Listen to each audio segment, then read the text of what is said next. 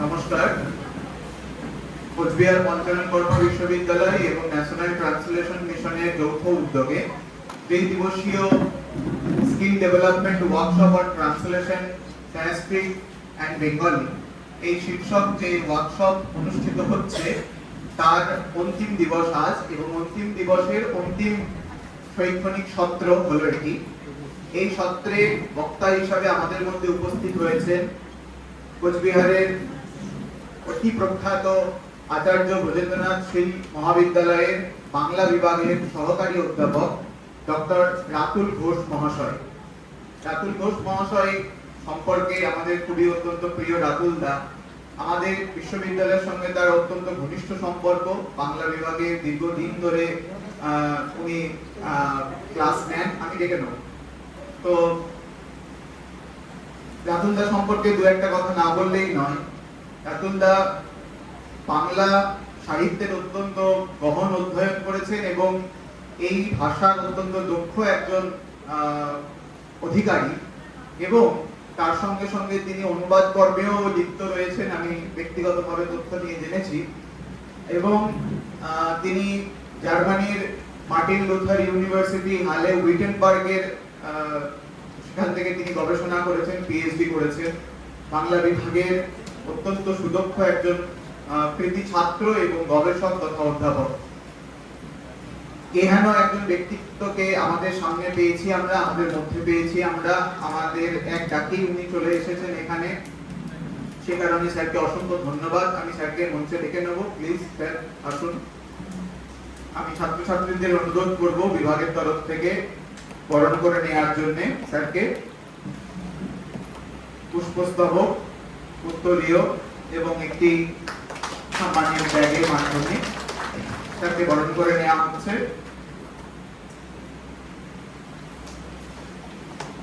ধন্যবাদ। স্যারের আজ বক্তব্যের বিষয় হলো গবেষণার ক্ষেত্রে অনুবাদ বিষয়ক দু একটি কথা। এই বিষয়ে স্যার আলোকপাত করবেন। তোমাদের যা জিজ্ঞাস্য আছে এই সত্রের শেষে তোমরা স্যারের কাছে উপস্থাপন করবে। আমি সময় কালাতিপাত না করে আমি ডক্টর ঘোষকে ডেকে নিচ্ছি। স্যার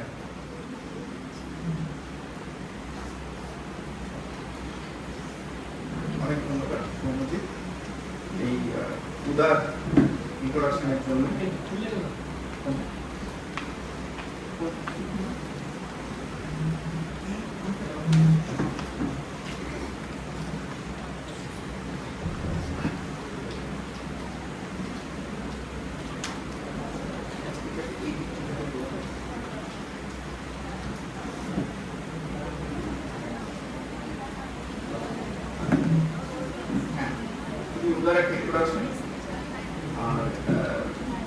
আমি এই উদ্যোগকে সাধুবাদ জানাই।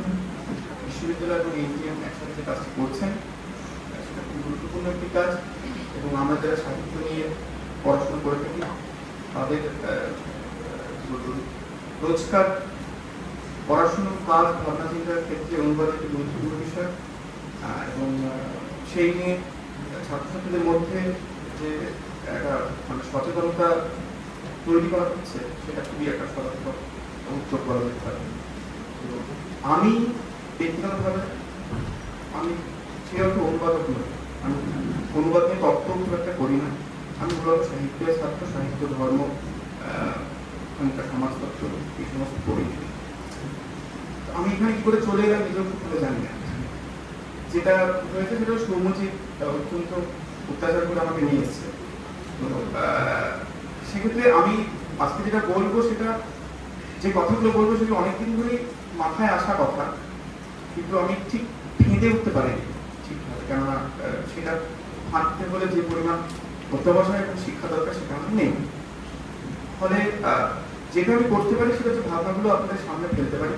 ছাত্ররা আছেন এবং মাস্টারমশাইরা আছেন, অধ্যাপকরা আছেন। আমি দাদার অনেক বেশি শিখতে বা জানতে আগ্রহী। আর একটা খুব ভালো দিক হচ্ছে এই কদিনে সব লেকচারই অনলাইনে আছে, ফলে সেগুলো আমরা খানিকটা পরে দেখার সুযোগ পাবো। তো আমি যেটা করি মূলত সেটা হচ্ছে মানবিক বিদ্যা, সমাজবিদ্যার কাজ করতে গিয়ে অনুবাদকে আমি কখনো মেটেরিয়াল উপকরণ হিসেবে ব্যবহার করি, কখনো সাধনী বা টুল হিসেবে কাজে লাগাই। তো সেই সুবাদে কতগুলো সমস্যার কথা, কতগুলো ঝোঁকের কথা আমি বলবো, যেগুলো নিয়ে আলোচনা করতে পারে। তো অনুবাদ নিয়ে আলোচনা করতে গেলে যিনি সেরকম অনুবাদক নন, কেবলমাত্র ব্যবহার করেন অনুবাদকে নানা পারপাসে, তার মাথায় যেটা আসবে প্রথমেই সেটা হলো অনুবাদ হলো ভাষা শিক্ষার বহুল প্রচলিত এবং কারো কারো মধ্যে সবচেয়ে কার্যকরী একটি উপায়। আমরা ছোটবেলাতে, আমি ব্যক্তিগতভাবে যখন ইংরেজি শিখি, আমার মাস্টারমশাই আমাকে সেখানে তিনি প্রচুর ট্রান্সলেশন দিতেন করতে, ইংলিশ থেকে বাংলা, বাংলা থেকে ইংলিশ, এবং অনুবাদের মধ্যে দিয়ে ইংরেজি ভাষাটা শেখার সূত্রপাত হয়েছিল আমাদের। আমরা ছোটবেলা থেকে শিখিয়েছি ট্রান্সলেশন ব্যাপারটা হচ্ছে একদম মানে অনুবাদ শিক্ষার এবং রাদার ভাষা শিক্ষার একটা খুব গুরুত্বপূর্ণ উপায়। এর ফলে যেটা হয়েছিল সেটা হচ্ছে যে যে কোনো ভাষার বাক্যকে প্রচন্ড কঠিন করে প্রকাশ করতে পারার মধ্যেই যে সেই ভাষা শিক্ষার আসল মহিমা লুকিয়ে আছে, এরকম একটা ধারণা তৈরি হয়েছিল। যারা ছোটবেলায় করেছে ট্রান্সলেশন তারা জানে প্রচন্ড কঠিন প্যাঁচালো সমস্ত বাক্য আমাদের অনুবাদ করতে হতো, এবং সেটার ফলে যেটা হতো মানে আমার কিন্তু ইংরেজি ভাষার সাথে আমার একটা লড়াইয়ের সম্পর্ক তৈরি হয়েছিল, যে যত প্যাঁচালো, যত কিম্ভূত সাংঘাতিক সমস্ত কনজাংশন দিয়ে জোড়া দীর্ঘ লম্বা জটিল একটা বাক্য বানাতে পারা মানেই হচ্ছে ইংরেজি ভাষার একবার হদ্দমুদ্দ করে ফেলা, এরকম একটা ভাবনা তৈরি হয়েছিল। সেটা সমস্যা, কিন্তু সেখান থেকে আমি যেটা এখন বুঝতে পারি সেটা হচ্ছে যে অনুবাদ এটাকে শুধুমাত্র তাহলে একটা আর্ট বা শিল্প এইটুকু ভাবতে চলবে না, এর একটা পারসেপশনের দিক থেকেও একটা খুব বড় ভূমিকা আছে। অর্থাৎ অনুবাদের মধ্যে দিয়ে আমরা শিখি, আমরা যখন কিছু দেখি, যখন কিছু বুঝি, একটা মানে লম্বা সময় ধরে আমরা কিন্তু অনুবাদ করেই বুঝি, এবং অনেক সময় আমাদের ভাবনাগুলোকে আমরা ভাষায় অনুবাদ করি। এবং যদি গ্রিক দর্শনের দিকে যাই তাহলে তো সেটা আরো খুব মানে ইম্পর্টেন্ট একটা কথা হয়ে যায়, যে আইডিয়াগুলোকে আমরা অনুবাদ করছি এবং সেই অনুবাদ এবং অনুকরণ এদের মধ্যে একটা সম্পর্ক আছে, যে সম্পর্কে আমি এখন খুব বেশি বলবো না। কিন্তু এই যে ব্যবহারিক দিক অনুবাদে, এইটা যারা অনুবাদ নিয়ে তত্ত্ব চর্চা করেছেন তারা খানিকটা ইগনোর করেছেন, কেননা তাদের ক্ষেত্রে প্রাইমারি যেটা উদ্দেশ্য ছিল সেটা হচ্ছে অনুবাদ যে একটা স্বতন্ত্র শিল্প, একটা আর্ট ফর্ম, সেইটাকে এস্টাবলিশ করে এগোনো। হ্যাঁ, তো রবীন্দ্রনাথ 1917 সালে একটা বই করেন বিশ্বভারতী ছাত্রছাত্রী বিদ্যালয়, তার নাম হচ্ছে অনুবাদ চর্চা। হ্যাঁ, সেখানে পাতার পর পাতা অনুবাদ সমস্ত করা আছে, প্রচুর বাংলা প্যারাগ্রাফ দেওয়া আছে, সেগুলো ইংরেজি অনুবাদ কেমন হবে, কোন শব্দ চয়ন করতে হবে, বিকল্প শব্দ কি হতে পারে, কেন একাধিক অর্গানিক শব্দের মধ্যে থেকে আমি একটা কোনোকে বেছে নেবো কোনো একটা শব্দকে, সেই নিয়ে রবীন্দ্রনাথের ভাবনা খুবই সুচিন্তিত মতামত, একদম মানে কাটা ছেঁড়া করে দেখানো আছে যে কি করে অনুবাদ করতে হয়। এবং রবীন্দ্রনাথ বলছেন যে অনুবাদ চর্চার বিষয় এবং ভাষার সাথে নিবিড় একটা সন্নিধানের শিক্ষা অনুবাদ থেকে পাওয়া সম্ভব। এই যে আমি সেটা শুরুর একটা অংশ বলছি, এখানে রবীন্দ্রনাথ বলছেন যে আমার বিশ্বাস যদি যথোচিত অধ্যাবসায়ের সঙ্গে আমাদের 2 বছর কালে অনুবাদ প্রত্যয়নের বন্ধ হবে, ভাষা ব্যবহারের অভ্যাস করানো যায়, তাহলে ইংরেজি ও বাংলা দুই ভাষাতেই দক্ষই জন্মানো সহজ হবে। তাহলে বেসিক্যালি রবীন্দ্রনাথ ভাষা শেখাতে চাইছেন অনুবাদ দিয়ে, এবং অনুবাদ এবং প্রত্যানুবাদ এটা খুব ইন্টারেস্টিং একটা কাজ করছেন, যে কোনো একটা বাংলা হচ্ছে দেওয়া হলো, তার ইংরেজি করা হলো, সেইটাকে আবার করা হলো বাংলা করতে, তাহলে মূল যে বাংলাটা আর একবার ইংরেজি ঘুরে আসার পরে যে বাংলাটা এলো, এই দুয়ের মধ্যে একটা পার্থক্য তৈরি হচ্ছে, এবং এর ফলে শব্দ চয়নের ঝোঁকগুলো যেমন পরিষ্কার হচ্ছে, একইভাবে বাংলা ভাষাভাষী মানুষের নিজস্ব শব্দ কল্পনার যে পরিসর, সেইটা খানিকটা হলেও ব্যক্ত হচ্ছে। এবং রবীন্দ্রনাথ এই একদম শেষে গিয়ে বলছেন যে ইংরেজি ও বাংলা দুই ভাষায় প্রকাশের প্রথা স্বতন্ত্র এবং পরস্পরের মধ্যে শব্দ প্রতিশব্দের অবিকল বিকল্প অসম্ভব, এই কথাটি তর্জমা করতে গিয়ে যতই আমাদের কাছে ধরা পড়ে ততই উভয় ভাষার প্রকৃতি স্পষ্ট করে বুঝতে পারে। এই জন্য অনুবাদের যোগে বিদেশি ভাষা শিক্ষার প্রণালীকে আমি প্রশস্ত বলে মনে করি। তাহলে অনুবাদকে বেসিক্যালি একটা শিক্ষা প্রণালী বলছেন। আরেকটা বই রবীন্দ্রনাথের বাংলা ভাষা তত্ত্ব, সেখান থেকে আমি একটু মক্ষণ কথা বলছি।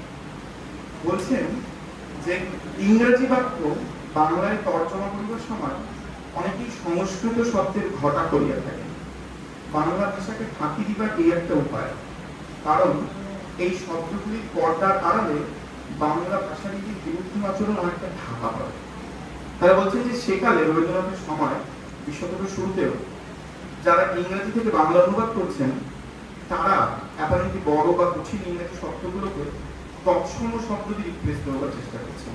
তো সংস্কৃত বহুল একটা বাংলায় তারা ইংরেজিতে অনুবাদ করছেন। একটা এক্সাম্পল তুমি দিয়েছেন, সেখানে যাচ্ছি না, কিন্তু রবীন্দ্রনাথ আসলে যেটা নজর করছেন এখানে সেটা খুব গুরুত্বপূর্ণ একটা দিক, যেটা নিয়ে গায়ত্রী বিভাগ অনেক পরে 92 সালে একটা কথা বলবেন। রবীন্দ্রনাথ বলতে চাইছেন যে যে কোনো অনুবাদের ক্ষেত্রে ভাষিক আধিপত্যের কথা, অর্থাৎ ইংরেজি ভাষার প্রতাপের সাথে যুঝতে বাংলা শব্দ ভাণ্ডারের ক্ষমতা বিষয়ে সন্দিহান দুর্বলচিত্ত অনুবাদক ভাবছেন হয়তো সংস্কৃত শব্দের দার্ঢ্য, ধ্বনিমাধুর্য ইত্যাদি লওয়া যাবে। তাহলে ইংরেজি ভাষার যে একটা প্রতাপ, সেইটার সাথে লড়াই করার সাফিসিয়েন্ট অস্ত্রশস্ত্র বাংলা ভাষা হয়তো নেই। ফলে সংস্কৃত ভাষা, যেটা নিজে একটা প্রতাপান্বিত পুরনো একটা ভাষা, আদি ভাষা অ্যাপারেন্টলি আমাদের এই অঞ্চলে, তো সেইখান থেকে তিনি অস্ত্র লিখছেন অনুবাদক, সেই ভাষা থেকে কঠিন কঠিন বড় বড় ধাক্কা দেওয়া শব্দগুলো তুলছেন লড়াই করার জন্য। অর্থাৎ কিনা অনুবাদের ক্ষেত্রে দুই ভাষার মধ্যে একটা ক্ষমতার বিন্যাস কিন্তু দেখতে পাচ্ছি। মানে যখন ইংরেজি থেকে বাংলায় অনুবাদ করছি আমরা বুঝতে পারছি বাংলা ভাষাটা খানিকটা হলো নিচু ভাষা, আবার বাংলা থেকে যখন ইংরেজি করছি আমরা বুঝতে পারছি ইংরেজিটা খানিকটা হলো উঁচু ভাষা। মানে আজকের দিনে দাঁড়িয়ে এগুলো হয়তো অনেকটাই লঘু হয়ে এসছে। যখন ইংরেজরা আসে এবং এইসব নাট্যকারখানা শুরু হয় তখন এই যে আধিপত্যের ধারণাটা এটা কিন্তু তীব্র ছিল, সেটা বুঝতে হবে। স্পিভাক অনেক পরে এর মধ্যে বলবেন ভাষার মধ্যে লুকিয়ে থাকা প্রান্ত স্বরের কথা, যে ইংরেজি বাংলা থেকে ইংরেজি পড়তে গিয়ে বাংলা ভাষার কোনো একটা টেক্সটের মধ্যে বা বয়ানের মধ্যে ছিল প্রান্তিক স্বর, মেয়েদের স্বর, যেসব আঞ্চলিকতার উপাদান, সেইগুলোকে আমরা আড়াল করে যাচ্ছি, সেগুলোকে আমরা লুকিয়ে যাচ্ছি, সেগুলোকে সেগুলো যে প্রকাশের নিজস্বতা ছিল সেগুলোকে অস্বীকার করছে, ইগনোর করছে।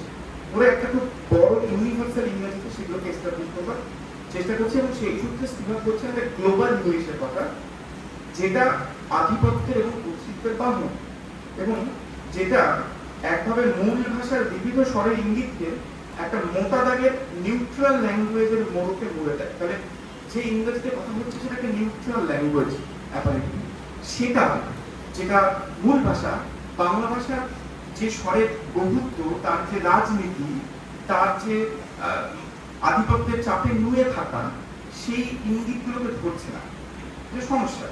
এবং সেইখানে দাঁড়িয়ে গায়ত্রী বলছেন যে অনুবাদকের ভূমিকা অনেকটা বড় হয়ে রয়েছে, এবং সেক্ষেত্রে পলিটিক্স অফ ট্রান্সলেশনের কথাটা আসছে, এটাই গায়ত্রীর যে আর্টিকেলটার নাম। কিন্তু সেখানে আসার আগে যেটা আমি বলতে চাই সেটা হচ্ছে যে অনুবাদ বিষয়টা নিয়ে যেরকম নানাবিধ তাত্ত্বিক আগম নিগম হয়েছে, তার মূলে কিন্তু অনুবাদের ব্যবহারিক দিকটাকে খুব বেশি গুরুত্ব দেওয়া হয়, যেটা আমি একটু আগেই বললাম যে অনুবাদের একটা ব্যবহারিক প্রায়োগিক জায়গা আছে, অনুবাদকে আমরা শিখি জানি, একটু আমি কথা বলছি।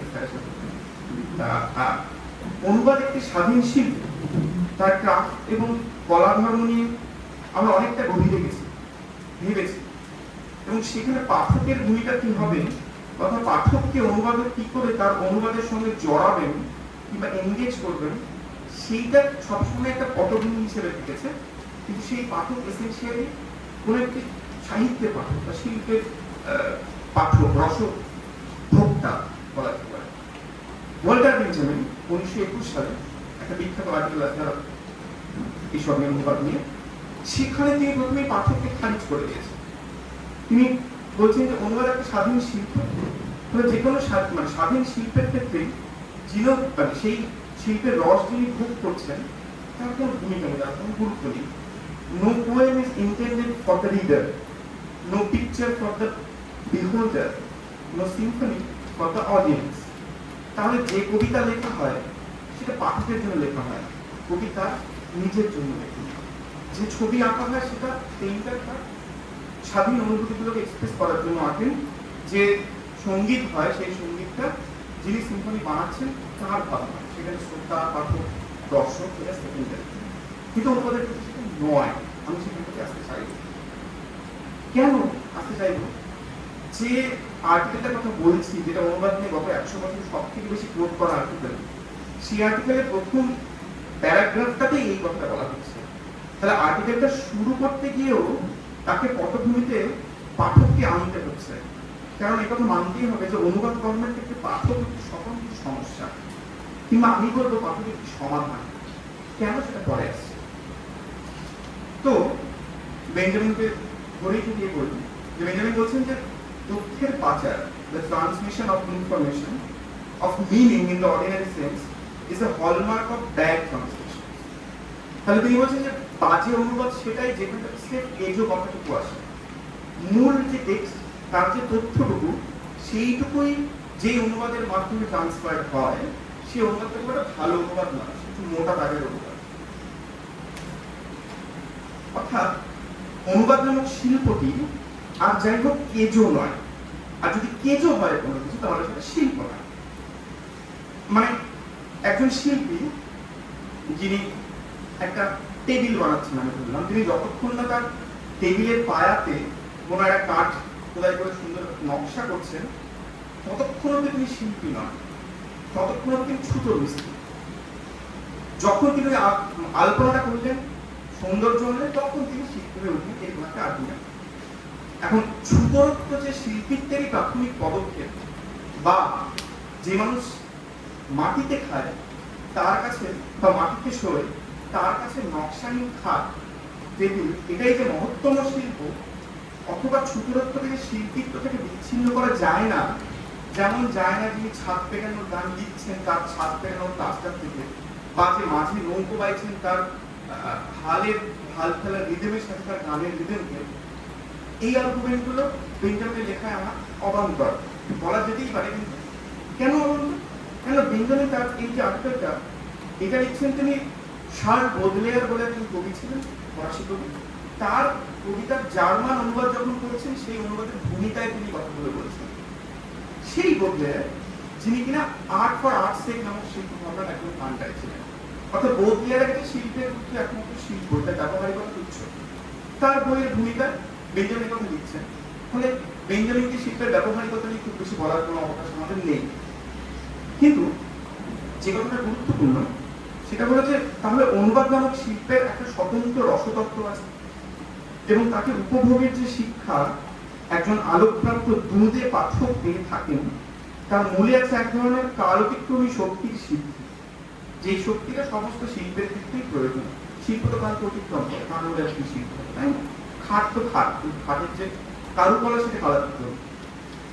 এইটাকে বেঞ্জামিন বলছেন একটা রচনার ফোর্থ লেভেল, মানে এটাকে ইংরেজিতে বললে আফটার লাইফ। ফোর্থ মানে হচ্ছে আফটার, লেভেল মানে হচ্ছে লাইফ, ঠিক আছে? অর্থাৎ এর একটা কন্টিনিউয়েশন।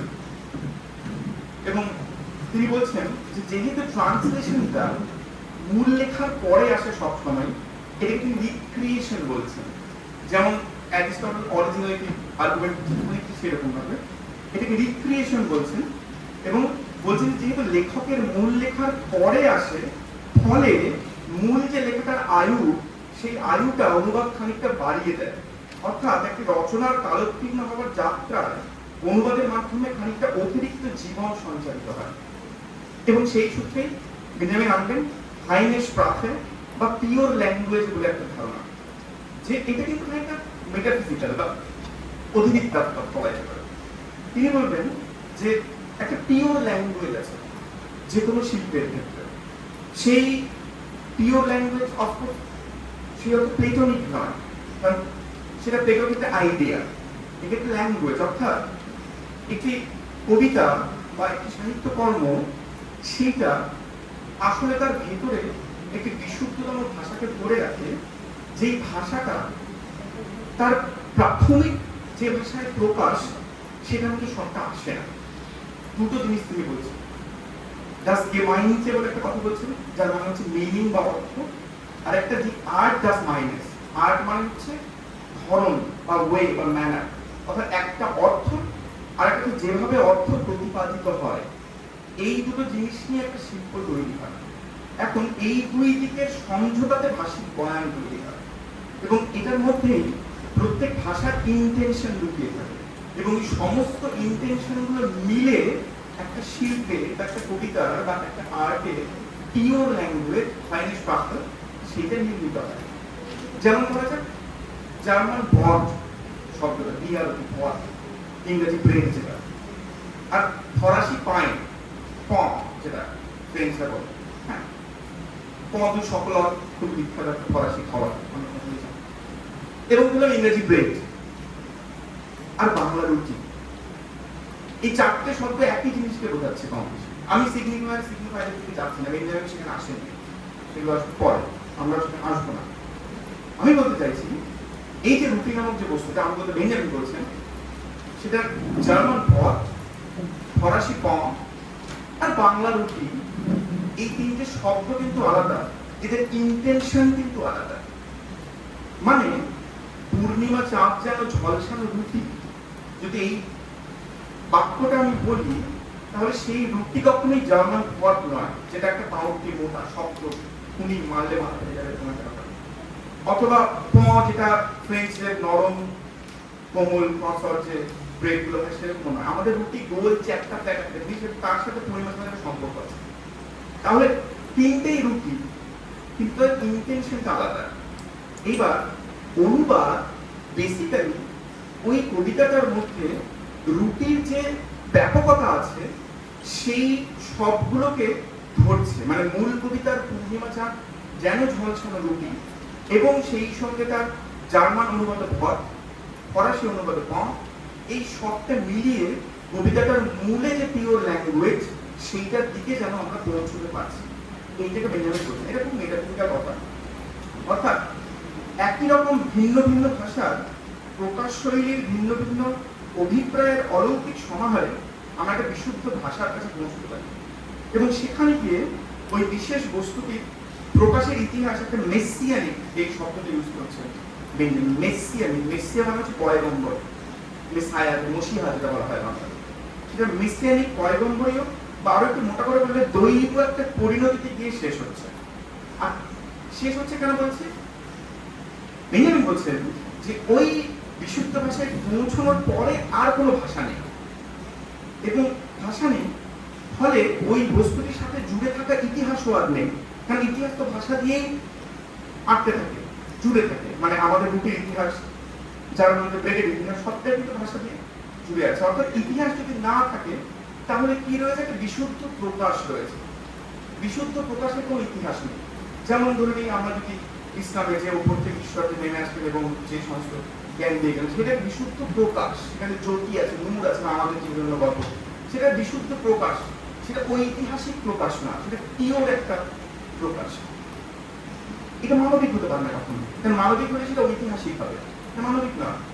ফলে এটা আধিদৈবিক একটা পরিসমাপ্তি কিংবা পরিত্রাণও বলা যেতে পারে। আর এখানটাতে সেই দুর্নির্মাণ ডিকনস্ট্রাকশন ডেরিভিয়ান লাইন, তারা বলবে যে ওই যে পরিসমাপ্তি বা পরিত্রাণের আলটিমেট পয়েন্ট, যেখানটা ইতিহাস শেষ হচ্ছে এবং মেটাফিজিক্স শুরু হচ্ছে, ওই পয়েন্টটাতে আমরা কখনো পৌঁছতেই পারবো না। কেননা ওই পয়েন্টটায় পৌঁছতে গেলে আমাদের একটা শব্দের বিকল্প অন্য শব্দ, তার বিকল্প অন্য শব্দ, তার বিকল্প অন্য শব্দ, এইভাবে সরতে সরতে একটা অনন্ত বিলম্বন, ডেফারাল, ইটারনাল একটা বিলম্বন প্রলম্বনের মধ্যে দিয়ে শব্দ থেকে আরো শুদ্ধতম অর্থের খোঁজে যেতে যেতে শব্দান্তরে পৌঁছতে পৌঁছতে আমরা ভাষিকেরা কোনোদিনই সেই পরিসমাপ্তিতে পৌঁছতে পারবো না এবং সেখান থেকে সরে সরে যাবো। তাহলে ওই সমাপ্তি বিন্দুটা কখনো আসবে না। স্পিভাক সেই লাইনটায় আসবে, কিন্তু সেই সময় যাবো না। আমরা এই আপনার উস্কানি আছে স্পিভাকের লেখায়, সেইটাকে খানিকটা সেলাম থেকে সরে যাবো অন্যদিকে। সেদিকটা কি?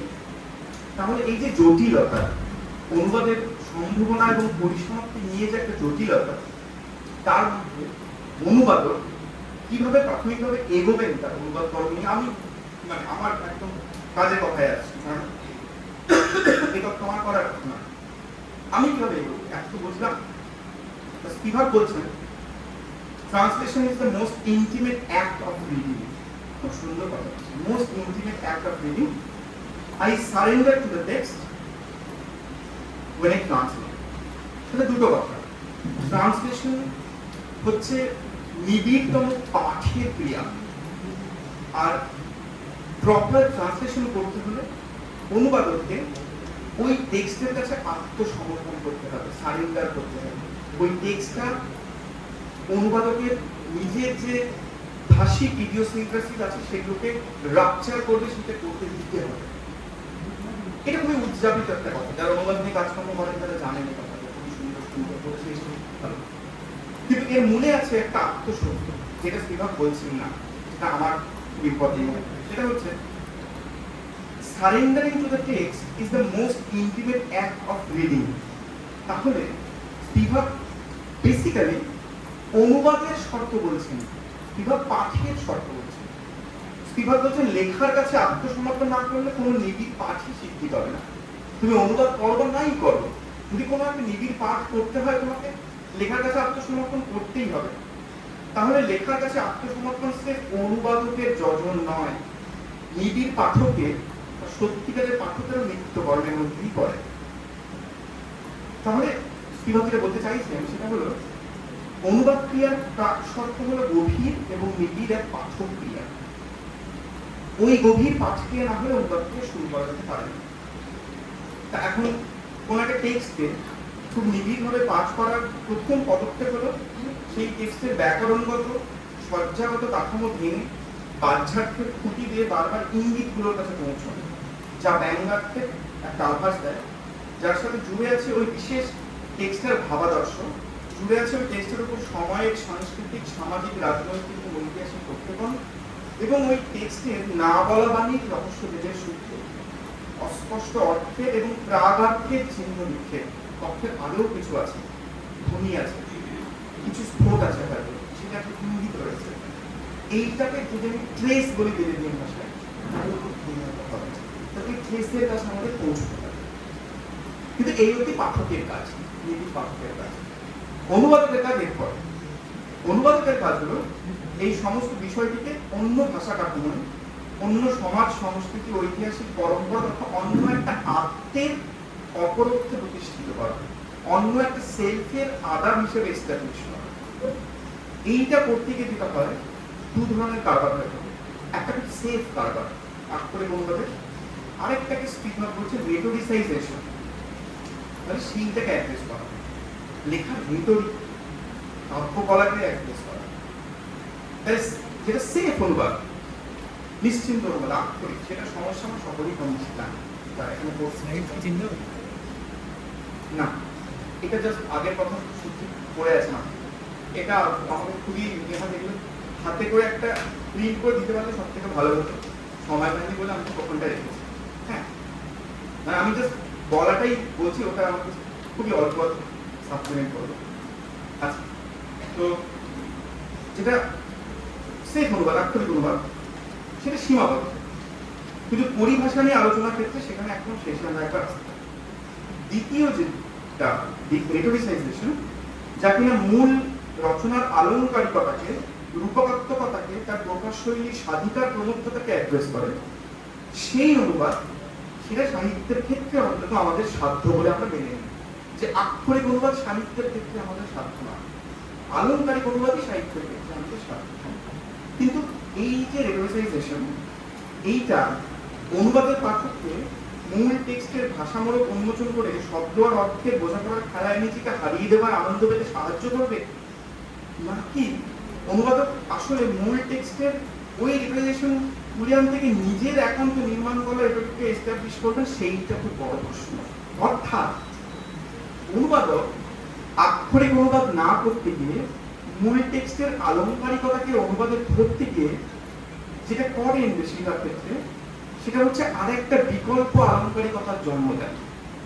এবার পাঠক সেই অলঙ্কারগুলোকে, সেই রেটরিককে ভেদ করে যখন তার অর্থে পৌঁছবার আনন্দটা ভোগ করে, তখন সেটা মূল টেক্সটের ক্ষেত্রে সেই আনন্দটা ভোগ করে, নাকি যিনি অনুবাদ করছেন তার টেক্সটের ক্ষেত্রে সেটা করে, এটা বলা খুব মুশকিল।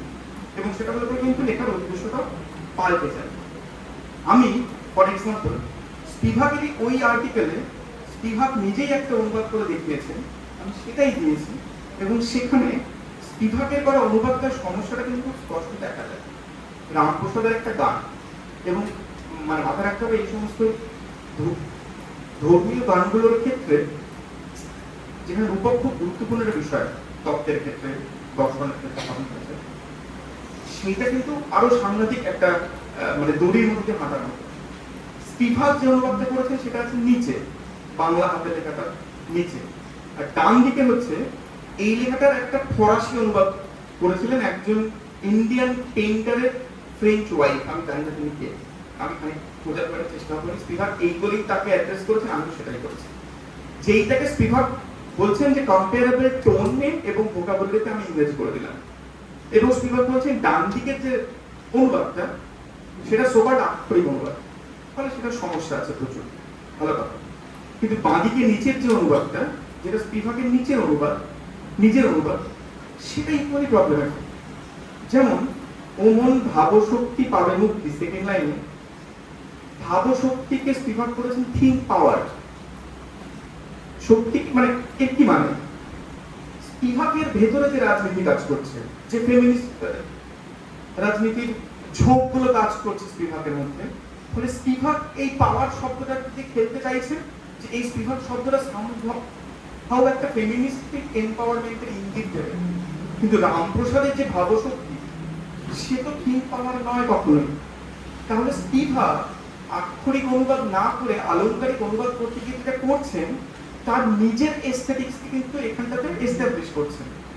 এবার যে পাঠক, যে রামপ্রসাদ পড়েনি, সে যখন এই অনুবাদটা পড়বে এবং সে এই আলংকারিকতা ভেঙে ভেঙে বাচ্চার্থ ভেঙে ভেঙে যখন ব্যঙ্গার্থে পৌঁছবে, সে কি আদৌ রামপ্রসাদের বাচ্চার্থ ভেঙে ব্যঙ্গার্থে পৌঁছানোর যে আনন্দ বা যে রস সেইটা পাবে, নাকি স্পিভাকের বাচ্চার্থ ভেঙে ব্যঙ্গার্থে পৌঁছবার যে আনন্দ রস সেইটা পাবে? এটা প্রশ্ন, এটা খুব সমস্যা। পুরো কবিতাটা পড়লে পরে বুঝতে পারা যাবে স্পিভাক কি অদ্ভুত অনুবাদটা করেছেন। স্রেফ এইটাকে একটা নিজস্ব আধুনিকতা এখানটা তিনি অফার করেছেন। অর্থাৎ এইটা একটা ওভার রেকগনাইজেশন যেটা স্পিভাক করছেন, আমি বলছি। এটার ফলে যেটা হচ্ছে, এটা টেক্সটকে তার মূল কনটেক্সট থেকে সরিয়ে এনে এক ধরনের নিউট্রালাইজেশন করছে। ইডিওলজিক্যালি চার্জ কিন্তু নিউট্রালাইজেশন। স্পিভাক অন্য একটা ইডিওলজি চার্জ করছেন, সেটা সাবলটান, সেটা ফেমিনিস্ট, সেখানে মেয়ে এসে বেড়া পাচ্ছে, সেটা খুব এম্পাওয়ারিং হ্যান্ড, কিন্তু সেটাও একটা খুবই লোডের একটা পার্ট। তার সাথে রামপ্রসাদের খুব বেশি মিল কিন্তু নেই। স্পিভাকের নিজের এজেন্ডা এখানে এস্টাবলিশ হচ্ছে। এবার সেইখানে বলতে গেলে বলা হচ্ছে, আমরা শুরুতেই বলেছি যে অনুবাদ যিনি বলছেন অনুবাদ কর্মটা স্বাধীন স্বতন্ত্র শিল্প। যে কারণে আমি একটা আলোচনা শুরুতেই বলেছি যে অনুবাদকে স্বাধীন স্বতন্ত্র শিল্প ধরে যদি আমরা ভাবি, তাহলে পরে শিল্প কি করে আমরা অ্যাড্রেস করবো, সে নিয়ে 100টা কথা অলরেডি বলা আছে, সে কথা বলার কোনো মানে হয় না। আমরা ব্যবহারিকটাকেও ইকুয়ালি গুরুত্ব দিচ্ছি, দেখুন সেই জন্য এতটুকু বলা। তো একটা টেক্সটের কাঠামো, চিহ্নায়ন বা সিমেটিক্স এবং কাব্যকলার প্রতি সবটা অনুধ্যান দিতে গিয়ে টেক্সটটাকে অনেক সময় একদম মূল থেকে বিচ্ছিন্ন করে এক ধরনের বেপরোয়া মডার্নিজমে প্রতিষ্ঠিত করছেন স্পিভাক। এই যে বেপরোয়া মডার্নিজম, সেটা খুব সমস্যা আজকের দিনে দাঁড়িয়ে, এবং এই সমস্যাটা রিলিজিয়াস টেক্সটের ক্ষেত্রে আরো পার্টিকুলার। যেমন কোল্ড অ্যান্ড বার্ডসের বিখ্যাত রুমির অনুবাদ, যার রুমির যে খুব বিখ্যাত পেঙ্গুইনের অনুবাদগুলো বেরিয়েছে বার্ডসে, সেগুলো বললে দেখা যাবে যে রুমির কবিতাগুলোকে সুফি দর্শন তত্ত্ব থেকে সরিয়ে এনে একদম আধুনিক প্রেমের কবিতা রূপান্তরিত করা হয়েছে বার্ডসের অনুবাদে। এবং পাঠককে সে অনুবাদ ভুলিয়ে দিয়েছে এই কবিতাগুলোর শব্দ চয়ন, উপমা চয়নের পেছনে একটা বিশেষ দর্শন, একটা ভাবাদর্শ কাজ করছে। এই ধরনের অনুবাদ লেখাটার ইথোস থেকে আমাদের সরিয়ে দিচ্ছে। যেমন শক্তি চট্টোপাধ্যায়ের মির্জা গালিবের অনুবাদ, হ্যাঁ এইখানটা मैंने मजनू पे लड़कपन में असर संग उठाया था किस तरह याद आया, মির্জা গালিবের লাইন। ছেলেবেলায় যখন তখন পাগল মারতে পাথর খুলে মনে পড়তো তখন হঠাৎ আপন মাথা মাথা। বক্তব্যটা হচ্ছে যে ছোটবেলায় গালিব বলছেন ছোটবেলায় পাগলদেরকে মারার জন্য যে পাথর তুলতাম, আজকের দিনে এসে আমার নিজের মাথার খুলি মনে পড়ছে, কারণ আমি আজকে পাগল। কেন পাগল? প্রেমে পাগল হয়ে গেছি। এবার এই যে মজনুতে, মানে মজনুতে লড়কপন মানে হচ্ছে বাচপানা, অল্প বয়স, যা আসাদ হচ্ছে গালিবের নাম, আসাদুল্লাহ খান গালিব। মজনু কিন্তু লায়লা মজনুর মজনু, এখন মজনু শব্দটা পাগল বলতেও ব্যবহৃত হয়। মজনু যে লোকটা ছিল তারও অনুষঙ্গ আছে।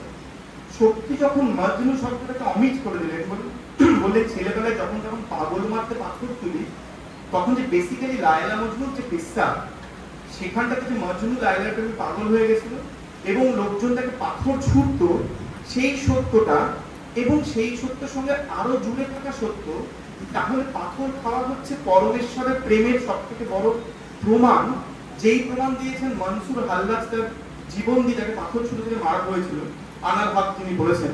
এই সমস্ত সুফি দর্শনের ইঙ্গিত খারিজ হয়ে যাচ্ছে, স্রেফ পাগল বলছেন তিনি। তাহলে গালিবের প্রেমের মধ্যে যে একটা সুফি দর্শন এবং অলৌকিক প্রেম, আধ্যাত্মিক প্রেম, দৈব প্রেমের সাথে যে একজন একটা কন্টিনিউয়াস যাওয়া আসা আছে, সেই খেলাটাকে অ্যাবসলিউটলি অস্বীকার করছেন এই আমাদের শক্তির অনুবাদ। যে কারণে আমার মনে হয় কবিতার ক্ষেত্রে এই রেটরিক মেনটেন করা, ছন্দ অঙ্কনের মেনটেন করা খুব সমস্যা হতে যায় অনুবাদের ক্ষেত্রে। সেটা করেননি আয়ুব আবু সাইদ আলী, তার অনুবাদটা নিচে আছে। তার সমস্যা হচ্ছে যদি আমরা ভাষা কাঠামোর প্রতিও নিষ্ঠাটা না রাখি ইকুয়ালি, তাহলে একটা বিচ্যুতি হবে। মেহেরবা হোকে বুলালো চাহু জিস ওয়াক্ত मैं गया वक्त नहीं हूं कि फिरा भी ना, এটা গালিবের বদলা। মেহেরবা হোকে বুলালো, মেহেরবা মানে হচ্ছে তুমি আমার প্রতি মেহেরবান হও, তুমি আমার প্রতি দয়া পরবশ হও। আয়ুব অনুবাদ করছে অনুকম্পা বলে ডেকে নিও আমার, দুটো আলাদা। হ্যাঁ, অনুকম্পা বলে আমায় দেখো, এটা করছে না আয়ুব, কিন্তু মূল কোথায় আছে? তুমি অনুকম্পাশীল বলে তখন আমাকে দেখো, এটার মধ্যে পার্থক্য আছে। আমি যেটা বাংলা করছি দরদি হয়ে ডেকে নিই, অর্থাৎ আমাকে ডাকার আগে তোমাকে দরদি হয়ে উঠতে হবে। আমার মনে দরদ আসা আর আমার দরদি হয়ে ওঠা এগুলো কিন্তু আলাদা জিনিস। আমি দরদি না হলেও এক মুহূর্তে আমার মনে কিছুক্ষণের জন্য দরদ আসতে পারে, আর যিনি দরদি তার মানে সবকিছুর জন্যই দরদ আসবে। এবং সেইখানটায় যখন পৌঁছবেন, এখানটায় গালিব তার প্রেমিকার কাছে এতটাই নিজেকে তুচ্ছ করে এস্টাবলিশ করছেন যে স্পেসিফিক্যালি গালিবের জন্য করুণা নয়, ইন জেনারেল করুণা পরবশ তুমি যদি হও, এবং সেটা বলে তোমার যেমন গাছপালা, আকাশ বাতাস, রাস্তার কুকুরের প্রতিও তোমার মায়া হয়, ঠিক সেরকম আমার প্রতিও হবে, তখন তুমি আমাকে ডেকে নিও। ডেকে নিও আমার যে কোনো সময়। উর্দুতে আছে মুঝে চাহো জিস ওয়াক্ত, আমাকে চাইছো যখন। এই চাহো এই শব্দটা, এই ভার্বটা খুব ইম্পর্টেন্ট, চাহো না, সেটা কিন্তু আরবি অনুবাদে নেই। পরের লাইনটা मैं गया वक्त नहीं हूं कि फिरा भी ना सकूं, আমি চলে যাওয়ার সময় তো নই যে ফিরে আসতে পারবো না। কি চমৎকার সে আয়ুব বলছেন আমি তো অতীতকাল নই। অতীতকাল এক জিনিস, চলে যাওয়ার সময় এক জিনিস। কাল আর সময়, ঠিক আছে, টাইম আর স্প্যান এগুলো আলাদা।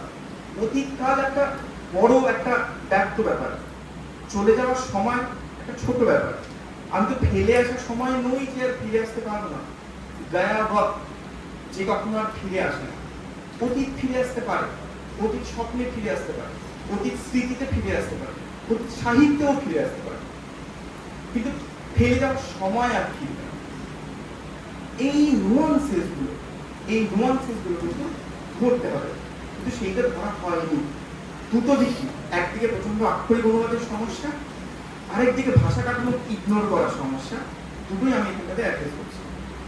ঠিক আছে, তাহলে এই যে আলংকারিকতার আভাস শক্তি আনছেন, সেটা গালিবের মূল কবিতার উপর এক ধরনের প্রতিহিংসা জন্ম, একটা ভায়োলেন্স, এবং আক্ষরিকতা থেকে বাঁচাতে গিয়ে আমরা একটা বিকল্প অথরিয়াল ডিকশনের জন্ম দিচ্ছি। আমরা আক্ষরিকতা থেকে বাঁচাতে গিয়ে একটা বিকল্প লেখকের কর্তৃত্বের জন্ম দিচ্ছি, অনুবাদকের কর্তৃত্বের জন্ম দিচ্ছি, এবং অনুবাদকের স্বতন্ত্র বাদবিন্যাস শৈলীর জন্ম দিচ্ছি। এটা সমস্যা। তাহলে যখন আমরা মানবিক বিদ্যা, সমাজবিদ্যার ক্ষেত্রে আমরা অনুবাদ করি, তাহলে আমরা কিভাবে এটাকে কাজে লাগাবো সেখানে একটা দিক হতে পারে বিশ্লেষণী বা ব্যাখ্যামূলক অনুবাদ, হারমেনেটিক ধাঁচা, এখানে একটা ইন্টারপ্রিটেশন যেখানটাতে রয়েছে। যেমন আমার কাছে কদিন আগে একটা টেক্সট এসেছিল, নিগুড়ার প্রকাশনাগুলির একটা ইমেল অনুবাদ হচ্ছে, অস্ট্রেলিয়া বেরোচ্ছে। সে ঘটনাটা আমার কাছে রিভিউর জন্য এসেছিল। সেইটা দেখতে গিয়ে আমি দেখলাম যে অনুবাদটা করেছেন যিনি, ইংরেজিতে যেটা আছে অনুবাদটা, সেটা অনেকগুলো সমস্যা। মূল চারটে: কাম তেজি যদি করে প্রেমের আচার, কায়মন বাক্যনিষ্ঠা যদি হইল তার, শ্রীকৃষ্ণের সুখ হইতে যদি প্রিয়তা, তবে ইহা হইল হয় প্রেমের আচার। ঠিক আছে, এটা একটা বৈষ্ণব সমাজের টেক্সট থেকে আনা। যারা রসতত্ত্ব কম বেশি বৈষ্ণব দর্শন কম বেশি জানেন, আমার ধারণা সকলেই জানেন, আন্দাজ করতে পারছেন। এটার যে অনুবাদটা এসছে সেটা ওই ব্যাখ্যামূলক অনুবাদ, অনুবাদের ব্যাখ্যা দিয়েছে ডিস্কে জানি আক্ষরিকের কিংবা আলংকারিকতা। এর ফলে যেটা হয়েছে, ব্যাখ্যাটা দিতে গিয়ে তিনি মূল টেক্সটের মধ্যে আরো একাধিক বিকল্প ব্যাখ্যার যে সূত্রগুলো রয়েছে সেগুলো থেকে সরে গেছেন। তিনি এক ধরনের একটা ধাঁচার একটাই ব্যাখ্যা রাস্তা লিখেছেন। এবং সমস্যা হচ্ছে এই when lust is rejected, it means practicing the discipline of love, divine love, prema. This happens when the body, mind and speech are focused or fixed. নিষ্ঠাকে তিনি ফোকাস বলেছেন। নিষ্ঠা ফোকাস নয়। সংস্কৃত যারা গৌড়ীয় বৈষ্ণব দর্শন জানেন তারা জানেন যে নিষ্ঠা শব্দের আরো অনেকগুলো অর্থ আছে, শুধু ফোকাস নয়। নিষ্ঠার অতি বলে একটা শব্দ আছে। নিষ্ঠা মানে ডেডিকেশন, নিষ্ঠা মানে কনসেন্ট্রেশন, মনোসংযোগ, অনেকগুলো ব্যাপার কিন্তু নিষ্ঠার সাথে জুড়ে রয়েছে। এবং বৈষ্ণব সাধনায় এই নিষ্ঠার আবির্ভাব একটা বড় প্র্যাকটিসের পর আসে। মানে এই নিষ্ঠা শব্দটা খুব ইন্টারেস্টিং। আরেকটা খুব ইম্পর্টেন্ট, সেটা হচ্ছে শ্রীকৃষ্ণের সুখ হেতু যদি ক্রিয়া, তাহলে শ্রীকৃষ্ণের সুখ কল্পনা হচ্ছে যে কামকে ত্যাগ করতে হবে, শ্রীকৃষ্ণের সুখের জন্য যে ক্রিয়া করা হবে সেইটা প্রেম। অর্থাৎ আত্মেন্দ্রিয় প্রীতি ইচ্ছা সেটা হচ্ছে কাম, আর কৃষ্ণেন্দ্রিয় প্রীতি ইচ্ছা সেটা হচ্ছে প্রেম। মোটা কথা সেই। এবার এই যে অনুবাদে সেখানটাতে বলা হচ্ছে যে if one perform this practice motivated by the pleasure of Sri Krishna, শ্রীকৃষ্ণের আনন্দের মোটিভেশন কে মাথায় রেখে যে কাজগুলো করা হয়। কথা হচ্ছে শ্রীকৃষ্ণের যে আনন্দ সেটা কি করে অন্য, মানে সেটা আমি কি করে বুঝবো? যিনি আনন্দময় তার আনন্দকে আমি কি করে বলবো? মানে আমার তো কিছু বলার সেখানে জায়গা নেই। তাহলে আমার ক্ষেত্রে কি motivated by the wish to please Srikrishna, মানে আমার ইচ্ছে হচ্ছে আমি শ্রীকৃষ্ণকে আনন্দ দেব, সেই জায়গা থেকে আমি এগোচ্ছি। শ্রীকৃষ্ণ আনন্দ পাবেন কি পাবেন না সেটা শ্রীকৃষ্ণের ব্যাপার, এবং শ্রীকৃষ্ণকে আদৌ তিনি আনন্দময়, তাকে আমি আনন্দ দিতে পারি না, আমার ইচ্ছে তাকে আনন্দ দেবো। ফলে এটা একটা পার্থক্য। এই জায়গাটাকে ব্যাখ্যা করতে গিয়ে সে ধরতে পারে। ফলে কাম থেকে প্রেমের যে উত্তরণের গভীর হচ্ছে রাগানোর যে ফান্ডা, সেটা খানিকটা খেতে গেছে। তো এটা একটা বিচ্যুতি। তাহলে যে ইন্টারপ্রিটেশন, যেটাকে সুজন সোনটাক উপর আগে বলেছিলেন রিভেঞ্জ অফ ইন্টেলেক্ট আপন আর্ট, খুব ভালো কথা একটা বলেছিলেন ব্যাখ্যা হচ্ছে শিল্পের উপরে বুদ্ধিমত্তার রিভেঞ্জ। যারা তাত্ত্বিক লোকজন তারা তো কবিতা লিখতে পারে না, তাহলে কবিতার একটা প্যাঁচালো কঠিন ব্যাখ্যা দিয়ে কবিতার উপরে কঠিন মিশানো, দেখ কেমন দিলাম। কবিতা ভাবিনি, তার থেকে অনেক কিছু ভাবিয়ে দিলাম। এখন ওই রিভেঞ্জ আপন আর্ট থেকে বাঁচাতে গিয়ে যদি আমরা অনুবাদে আরেকটা বিকল্প আর্টের জন্ম দিই, তাহলে সেটা হয়ে দাঁড়াচ্ছে revenge of one art on another art. It doesn't make any sense. তাহলে সেটা আবার একটা বিকল্প অক্রিয়ার ডিকশনের জন্ম দিচ্ছে, বিশেষ করে ধর্মীয় টেক্সটগুলোর ক্ষেত্রে। এটা অত্যন্ত বিকল্প। এর কি সমাধান? আমি নিজে বাউল নিয়ে কাজ করতে এই সমস্যায় পড়েছি। এর সমাধানটা খুব মোটা দাগের, যেটা আমি কাজে লাগিয়েছি, মানে আমার ক্ষেত্রে এটা খুব মোটা দাগের একটা সমাধান, মানে কি বলবো, কার্যকরী হয়েছে। সেটা বাকিদের ক্ষেত্রে কি হতে পারে সেটাই আমি রাজার শুনতে চাই সবার কাছ থেকে। সেটা হচ্ছে যে টিকা। আমার বক্তব্য হচ্ছে মূল যে টেক্সট তার ভাষা কাঠামোর প্রতি যথাসম্ভব সৎ থেকে অনুবাদ করো এবং তারপরে টিকা পালন করো। টিকা দাও, খুঁটিনাটিগুলো, ইঙ্গিতগুলো বুঝিয়ে দাও আলাদা করে। কেন এটা জরুরি মনে হচ্ছে? তাহলে অনুবাদটা, এটা করে দিতে হবে, অনুবাদটা ব্যাখ্যার স্তরে থাকবে কিন্তু মূলের কাঠামোগত ইন্টিগ্রিটিটা অক্ষুণ্ণ থাকে। এবার মূলের কাঠামোগত ইন্টিগ্রিটি, সিনট্যাক্টিক ইন্টিগ্রিটি বলতে আমি যেটা বলছি সেটা কিন্তু সেই অর্থে বাউলদের গান যে প্রচন্ড ইন্টিগ্রিটি রয়েছে তা নয়, সেখানটা ইন্টিগ্রিটি ভেঙে যাওয়াটাই একটা ইন্টিগ্রিটি। এটা খুব ইম্পর্টেন্ট একটা ব্যাপার। মানে বাউলদের যে টেক্সট, সেই টেক্সটগুলোর মধ্যে বাক্য বিন্যাস, শব্দ বিন্যাসকে ভেঙে চুরে বেরিয়ে যাওয়া হয়েছে। সেক্ষেত্রে তার ইন্টিগ্রিটি শব্দটা মানে জুড়ে থাকা না, আণবিক ইন্টিগ্রিটি না, সেই ইন্টিগ্রিটি মানে হচ্ছে যেটা আমার মাস্টারমশাইরা বলে একাডেমিক ইন্টিগ্রিটি, অর্থাৎ লেখাটার একটা স্বতন্ত্র মর্যাদার অধিষ্ঠান, সেই জায়গাটা অক্ষুণ্ণ থাকে। এবং রূপকাত্মক টেক্সটের ক্ষেত্রে এই কাঠামোগত ইন্টিগ্রিটি আসলে কাঠামো ভেঙে আসারই সব দুরন্ত ইউনিট থাকে, যেমন বাবুকার ক্ষেত্রে এটা বললাম। এবং এটা খুব ভালো বোঝা যায় ওই ইসলামী তত্ত্ব বা বৈষ্ণব তত্ত্ব যেগুলো আরবি ফার্সি থেকে বাংলায় আসছে বাবুর গানে, বা সংস্কৃত থেকে বাংলায় আসছে বাবুর গানে, সেটাও একটা অনুবাদ। সেই অনুবাদটাকে খুললে পরে বুঝতে পারা যায় কি অবস্থা থাকছে, এবং সেখানে বুঝতে পারা যায় যে লেখক অনুবাদক বাংলা শব্দের অর্থ সংযোজনের মধ্যে একটা ভিন্ন অর্থে বাস্তবতাকে ধরতে চাইছেন। তিনি সুফি দর্শন, আরবি ফার্সি ভাষার যে বাস্তবতা, সেইটাকে বাংলা ভাষার যে নিজস্ব বাস্তবতা সেখানটা আনতে চাইছেন। তাহলে দর্শন খানিকটা পাল্টাচ্ছে, ফলে এগুলো স্বাধীন একটা পরম্পরা হিসেবে এস্টাবলিশ হচ্ছে। একইভাবে সংস্কৃতি তো সেক্ষেত্রে টনি স্টুয়ার্টের ইমাজিনিয়ার বলে একটা কনসেপ্ট আছে, সেটা খুব কাজের বলে আমার মনে হচ্ছে, আমার পড়াশোনার ক্ষেত্রে লেগেছে। টনি বলছেন, টনি মারা গেছেন কদিন আগে, টনি চরিতামৃতের বাংলা অনুবাদ করেন, একদম নিখুঁত অনুবাদ, দিমাগের ছাত্র ছিলেন, একসাথে কাজ করেন। টনি বলছেন যে এক ধরনের আন্তঃ অনুবাদন ক্রিয়ার মধ্যে দিয়ে এক পরম্পরা থেকে অন্য পরম্পরায় তাত্ত্বিক বা ভাবাদর্শগত ধারণাগুলি, ভাবনাগুলি, বিশ্বাসের ভিত্তিগুলি স্থানান্তরিত হয় এবং এদের মধ্যে একটি সংযোগের সূত্র স্থাপিত হয়। তাহলে কি ইমাজিনেশন? এটা হচ্ছে এমন একটা ডিসকার্সিভ রিয়েলম যেখানটা ইমাজিনেশন অপারেট করে। তাহলে প্রত্যেকটা ভাষা, আমি বলছি একটা কল্প পরিসর আছে, সেই কল্প পরিসরে একটা ভাষা অর্থ সম্ভাবনাগুলো নির্মিত হয়। যেমন ধরা যাক সম্মা পরমাণা। সম্মা পরমাণা সকলেই কম জানি, উর্দুদের প্রচুর রয়েছে। সম্মা হচ্ছে পোকা, আগুন, আর পরমাণা হচ্ছে পোকা, আগুনের মধ্যে পোকা ঝাঁপিয়ে পড়ে। এই যে মোটিভটা, এই সম্মা পরমাণার মোটিভটা বারবার গজলে ফিরে এসছে, তার কারণটা হচ্ছে উর্দু ভাষার ওই যে ইমাজিনিয়ার, সেটা নির্মিত হয়েছে এমন একটা মজলিসি মেজাজে যেখানটাতে প্রদীপ এবং পোকার ঝাঁপিয়ে এসে পড়াটা ছিল খুব বড় বাস্তব।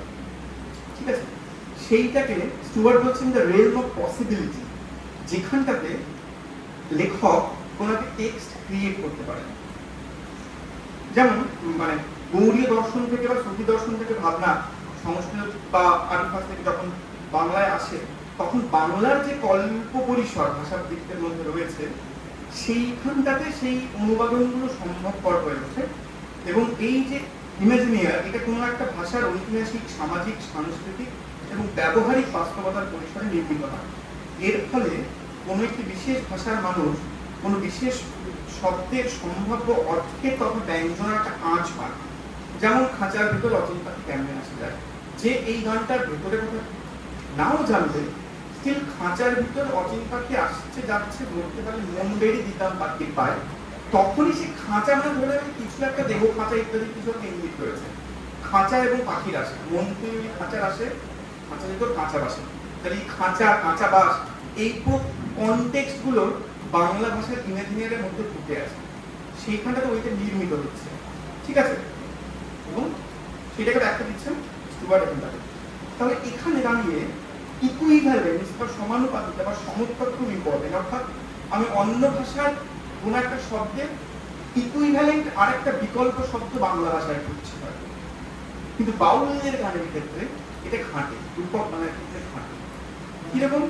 কেননা কবি বা অনুবাদকের সাধক তিনি মূল শব্দটাকে নিয়ে খেলেন এবং একটা গভীর ব্যঞ্জনাত্মক ভিন্নার্থের রোদন আনেন, যার জন্য এই সিনট্যাকটিক এবং সিম্যান্টিক ইন্টিগ্রিটি ভেঙে চলে যায়। যেমন ধরে আদম, আদম এই শব্দটা একটা আরবি শব্দ, আদম, আদমি, আদম। এখন আদমওয়ালা কোন একটা কনসেপ্ট, এবং আমরা জানি যে ইসলামী তত্ত্বে আদম খুবই ইম্পর্টেন্ট একটা লোক, ক্যারেক্টার, একটা কনসেপ্ট, ঈশ্বরের সৃষ্টি করা মানুষ, যে ঈশ্বরের মতোই যে দেখতে, কিন্তু ঈশ্বরের মতো কিছু করতে পারে না। ফলে আদম একটা কন্টিনিউয়াস একটা কনফিউশনের বিষয়, এবং আদমকে যারা সহজিয়া, যারা মিস্টিক, তারা অ্যাড্রেস করেছেন একরকম ভাবে, যারা শরীয়তি তারা বলছেন যে ঈশ্বর তো নিজের মতো করে সবকিছুকেই বানিয়েছেন, ঈশ্বর তো একটা গরুকেও বানিয়েছেন, তাহলে ঈশ্বরকে দেখতে গরুর মতো, তা তো নয়। ফলে আদমকে দেখতে ঈশ্বরের মতো যে বলা হচ্ছে এর কোনো মানে ভিত্তি নেই। কেন ঈশ্বরকে কিরকম দেখতে সেটা বলতে পারবে না, নেই তার কোনো আকার নিরাকার। তো যাই হোক আমি সেখানে যাচ্ছি না। তো এই যে আদম শব্দটা খুবই ইম্পর্টেন্ট, বিশেষ করে বাউলদের ক্ষেত্রে যারা বলছেন মানুষের সাধনা করি, মনের মানুষ, সহজ মানুষ, মানুষ খুব ইম্পর্টেন্ট একটা শব্দ বাউলদের সাধনার ক্ষেত্রে আমরা জানি। রবীন্দ্রনাথ সেটা আমাদের সামনে এস্টাবলিশ করেছেন। কথা হচ্ছে তাহলে আদম এই শব্দটা আরবি ফার্সি থেকে যদি বাংলায় আমি মানুষ করব বা ইংলিশে বলি ম্যান করব বা পার্সন করব, যদি করি সমস্যা হচ্ছে বাউল যখন আদম ইউজ করছেন, বাউল আদম শব্দটাকে ভেঙে দিচ্ছেন। বাউল আদমকে ভেঙে দিচ্ছেন দম, দম নিঃশ্বাস। আদমের যে বউ সঙ্গিনী হওয়া, বাউলটা হচ্ছে হাওয়া। তাহলে আদম আর হাওয়া বেসিক্যালি আদম হাওয়া, তাহলে শ্বাসের যে যোগ সাধনা বাউল সেই ইঙ্গিত আনছে। তাহলে আদমকে যদি আমি বাংলা ভাষার ইমেজিনিয়ারে মানুষ করার চেষ্টা করি বা ইংরেজি ভাষায় ম্যান করার চেষ্টা করি, তাহলে আমি কিন্তু এখানটায় আবার কেস পেয়ে যাচ্ছি। যাকে বলে আমি ওই বিচ্যুতিটাকে অ্যাড্রেস করতে পারছি না। তাহলে আমাকে আদমটাকে আদমই রাখতে হবে, রেখে তারপরে পুরোপুরি আসতে হবে যে ভাই এবার ব্যাখ্যা এসো। এইবার এই যে অন্য ভাষার অনুবাদের মধ্যে একটা রূপান্তর নির্মিত হচ্ছে, এর মাধ্যমে কিন্তু বাউল প্রকৃতি শব্দকে অন্য পরম্পরার সাথে, অন্য ধর্মীয় পরম্পরার সাথে সংযোগের একটা সূত্র স্থাপিত হচ্ছে। ফলে এইসব অনুবাদের ক্ষেত্রে আমাদের অতিরিক্ত সাবধান হতে হবে এবং মূলকে অক্ষুণ্ণ রেখে টিকার সাহায্য নিতে হবে বা ব্যাখ্যার সাহায্য নিতে হবে। সেক্ষেত্রে আসল যে অনুবাদ সেটা হবে পাঠকের মনে। আমরা অনুবাদে রেটোরিসাইজেশনের বাস্তবটাকে তুলে ধরবো, আর পাঠক তাদের কল্পনায় মূল টেক্সটের খেলাগুলোকে নিজেদের মতো করে তৈরি করবে। আমরা পাঠককে হাতে গরম কিছু বানিয়ে দেবো না। ফলে reading of the translation becomes a creative act. পাঠক গুরুত্বপূর্ণ হচ্ছে আবার এখানে, এবং the translator is reverting the text in the imagination of the reader. এর ফলে যেটা হচ্ছে সুবিধা আরেকটা, সেটা হচ্ছে পাঠকের মনে যদি টেক্সটার মূল স্বরূপটা, চেহারাটা, তার আলংকারিক রূপটা আঁকা হয়, কল্পিত হয়, তাহলে অথরের অথরিটি সেটাও কিন্তু আর থাকছে না। তাহলে পাঠকেরই অথরিটি আসছে, সেক্ষেত্রে death of the author possible হচ্ছে, এবং the meaning is taking shape in the perception and intellect of the reader. তাহলে আমার যেটা মনে হচ্ছে এই অনুবাদের ক্ষেত্রে পাঠকই হচ্ছে ক্রিয়েটিভ রিডার হয়ে হচ্ছে। আমি তো একটা ইঙ্গিত বলে দিচ্ছি। অর্থাৎ একটু আগে শুরুতে এটা বলেছিলাম যে অনুবাদ তাত্ত্বিকদের ক্ষেত্রে বেঞ্জামিন এবং কিংবা স্পিভার, যাদের ক্ষেত্রে পাঠক একটা সমস্যা ছিল, আমাদের ক্ষেত্রে পাঠক একটা সমাধান, পাঠকই সমাধান, এবং পাঠকের মধ্যেই অনুবাদটাকে নির্মাণ করতে হবে অন্তত গবেষণার ক্ষেত্রে। তাহলে পরে আমরা যেটা বলতে চাইছি সেটা পৌঁছতে পারবো, সেখানটাতে পৌঁছতে পারবো। আর সবার শেষে একটা কথা বলার, সেটা হচ্ছে পরিভাষা, এটা থেকে বেরিয়ে আসতে হবে। পরিভাষার মধ্যে দিয়ে লিঙ্গুইস্টিক হেজিমনি এস্টাবলিশ করে। মানে আমরা যারা বাংলা লিখি তারা সারাক্ষণ ভাবি যে অমুকের পরিভাষা কি হবে, হেজিমনির পরিভাষা কি হবে, অস্তিত্ববাদের পরিভাষা, এক্সিস্টেন্সিয়ালিজমের পরিভাষা কি হবে, স্পেসের পরিভাষা কি হবে, হ্যাঁ, ট্রান্সেন্ডেন্সের পরিভাষা কি হবে। কেন খুঁজছি বলো তো আমাদের মনে করো? তার কারণটা হচ্ছে আমরা বাংলা ভাষার যে ভাষা কাঠামো সেইটাকে ইংরেজির মতো করে ফেলবার চেষ্টা করছি। তাহলেই পরিভাষাগুলো এসেনশিয়াল হয়ে ওঠে। যদি আমি বাংলার মতো করে লিখি তাহলে পরিভাষা ব্যবহার না করেও ভাবনাটা বলা সম্ভব, এবং তারপরে ফুটনোটে গিয়ে বলা সম্ভব যে এরকম একটা পরিভাষা রয়েছে যেটা এই অর্থ দেয়। একটা পরিভাষা, একটাই ইকুয়াল বাংলা প্রতিশব্দ তৈরি করার যে অত্যাচার, সেই অত্যাচারটাকে যতক্ষণ না আমরা না পাচ্ছি ততক্ষণ অব্দি আমাদের বাংলা ভাষার গবেষণাগুলো আসলে ইংরেজি ভাষার গবেষণার বাংলা অনুবাদে হতে থাকবে। সেইটা একটা খুব বড় সমস্যার জায়গা, সেইটাকে শেষে অ্যাড্রেস করা। আর একেবারে শেষে আমি একটা বাউল গানের ব্যাখ্যা নিয়ে এসেছি, আমার মন সাজো প্রকৃতি। আমি পুরোটা বলবো না, বলতে গেলে খুব ক্লান্তিকর হবে, সব থেকে ভালো হবে হ্যান্ড আউট দিয়ে দিতে পারছি। আমি পরে পাতায় যাচ্ছি যেখানটাতে আমি বলতে চাইছি এই যে আমার মন সাজো প্রকৃতি, এখানটাতে মন মন শব্দটা থেকে শুরু করে, প্রকৃতি শব্দটা থেকে শুরু করে প্রত্যেকটা শব্দ একাধিক দর্শনের ইঙ্গিত পাবে। যেমন এই যে মন শব্দটাকে, আমার মন যখন আমি বলছিলাম, আরেকটা অন্য বাউল গানে পাচ্ছি দেহের গুরু পরমাত্মা শিষ্য মানে মন। তাহলে ওই যে পরমাত্মা, সেটা বেদান্ত দর্শন থেকে আসছে। আবার যদি মনকে চিত্ত লাইনে ধরে তন্ত্রের দিকে যাই, তাহলে মনের সাথে কিন্তু পুরুষের যে শক্তি, বীর্য ইত্যাদির একটা সম্পর্ক চলে আসছে। আবার পঞ্চ আত্মা, পঞ্চরহু, আত্মাকে ধরে যদি এগোই, তাহলে সুফি দর্শনে খানিকটা পৌঁছচ্ছে, বৈষ্ণব দর্শনেও খানিকটা পৌঁছচ্ছে, ঠিক আছে। এবং তারপরে আসছে মানুষের কথা। মানুষ বলতে যেটা কি, সেটা তো আরো একটা বড় কথা। একদিকে মানুষ বলতে ইন জেনারেল মানুষ, যে মানবিকতা পারবে না, অন্যদিকে মানুষ, মনের মানুষের রাবীন্দ্রিক একটা মানে সন্ত পরম্পরা থেকে এনে রবীন্দ্রনাথ দর্শন তত্ত্বটা বলেছেন, সেটা আরেকটা গুরু তত্ত্বে ধরতে গেলে সেখানটা কিন্তু তন্ত্র সাধনা, দেহ সাধনার ভেতরে রাধাবিন্দু ইত্যাদি ইঙ্গিত নিয়ে প্রচন্ড জটিল একটা মানুষের ধারণা আছে। যেইটা চন্ডিদাস বলেছিলেন সবার উপরে মানুষ সত্য, তাহার উপরে নাই, সেই যে মানুষ, সেই মানুষ কিন্তু হিউম্যান বিংস নয়, গুণার্থে সেই মানুষ কিন্তু দেহ সাধনার ইঙ্গিত পায়। রবীন্দ্রনাথ সেখানে পৌঁছতেই পারেননি, যা আপনি সচেতন হবে সেটা আমার করি। কিন্তু আমি বলতে চাইছি প্রত্যেকটা শব্দ আসলে অন্যান্য পরম্পরার ইঙ্গিতবাহী, এবং এই অন্যান্য পরম্পরার ইঙ্গিতগুলো কিন্তু অন্য ভাষা থেকে আসছে। আমি যখন গৌড়ীয় দর্শনের পরম্পরার ইঙ্গিতগুলো ধরছি, আমি সংস্কৃত ভাষার সঙ্গে জুড়ে যাচ্ছি। আমি যখন সুফি দর্শনের পরম্পরার ইঙ্গিতগুলো ধরছি, আমি কিন্তু আরবি ভাষার সঙ্গে জুড়ে যাচ্ছি। তাহলে প্রতি মুহূর্তে এই যে অনুবাদন প্রক্রিয়া, যেখানে আমি অন্য ভাষার সঙ্গে তথা অন্য পরম্পরার সঙ্গে জুড়ছি এবং বিচ্ছিন্ন হচ্ছি প্রতি মুহূর্তে, এই যে মুভমেন্টটা, এই যে দান্দিকতাটা, এর মধ্যে দিয়েই গবেষণা সিনথেসিস সম্ভব। এটুকু আমার বলা, বাকিটা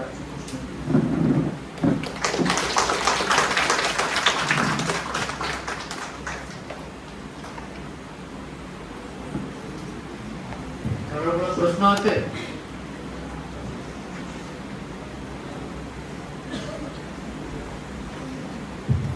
আর প্রশ্ন নেই?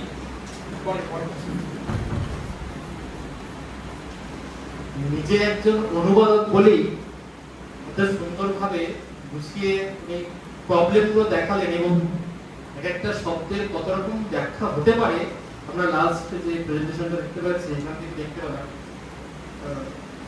এর জন্য অসংখ্য অসংখ্য ধন্যবাদ।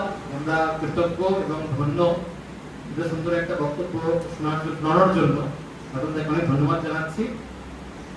আমাদের একাডেমিক সেশন শেষ হলো। এখন সমজিৎ স্যারকে অনুরোধ করছি, ডক্টর সমজিৎ সেন স্যারকে অনুরোধ করছি যে ধন্যবাদ জ্ঞাপন করার জন্য এবং এই ওয়ার্কশপের সমাপ্তি ঘোষণা করার জন্য।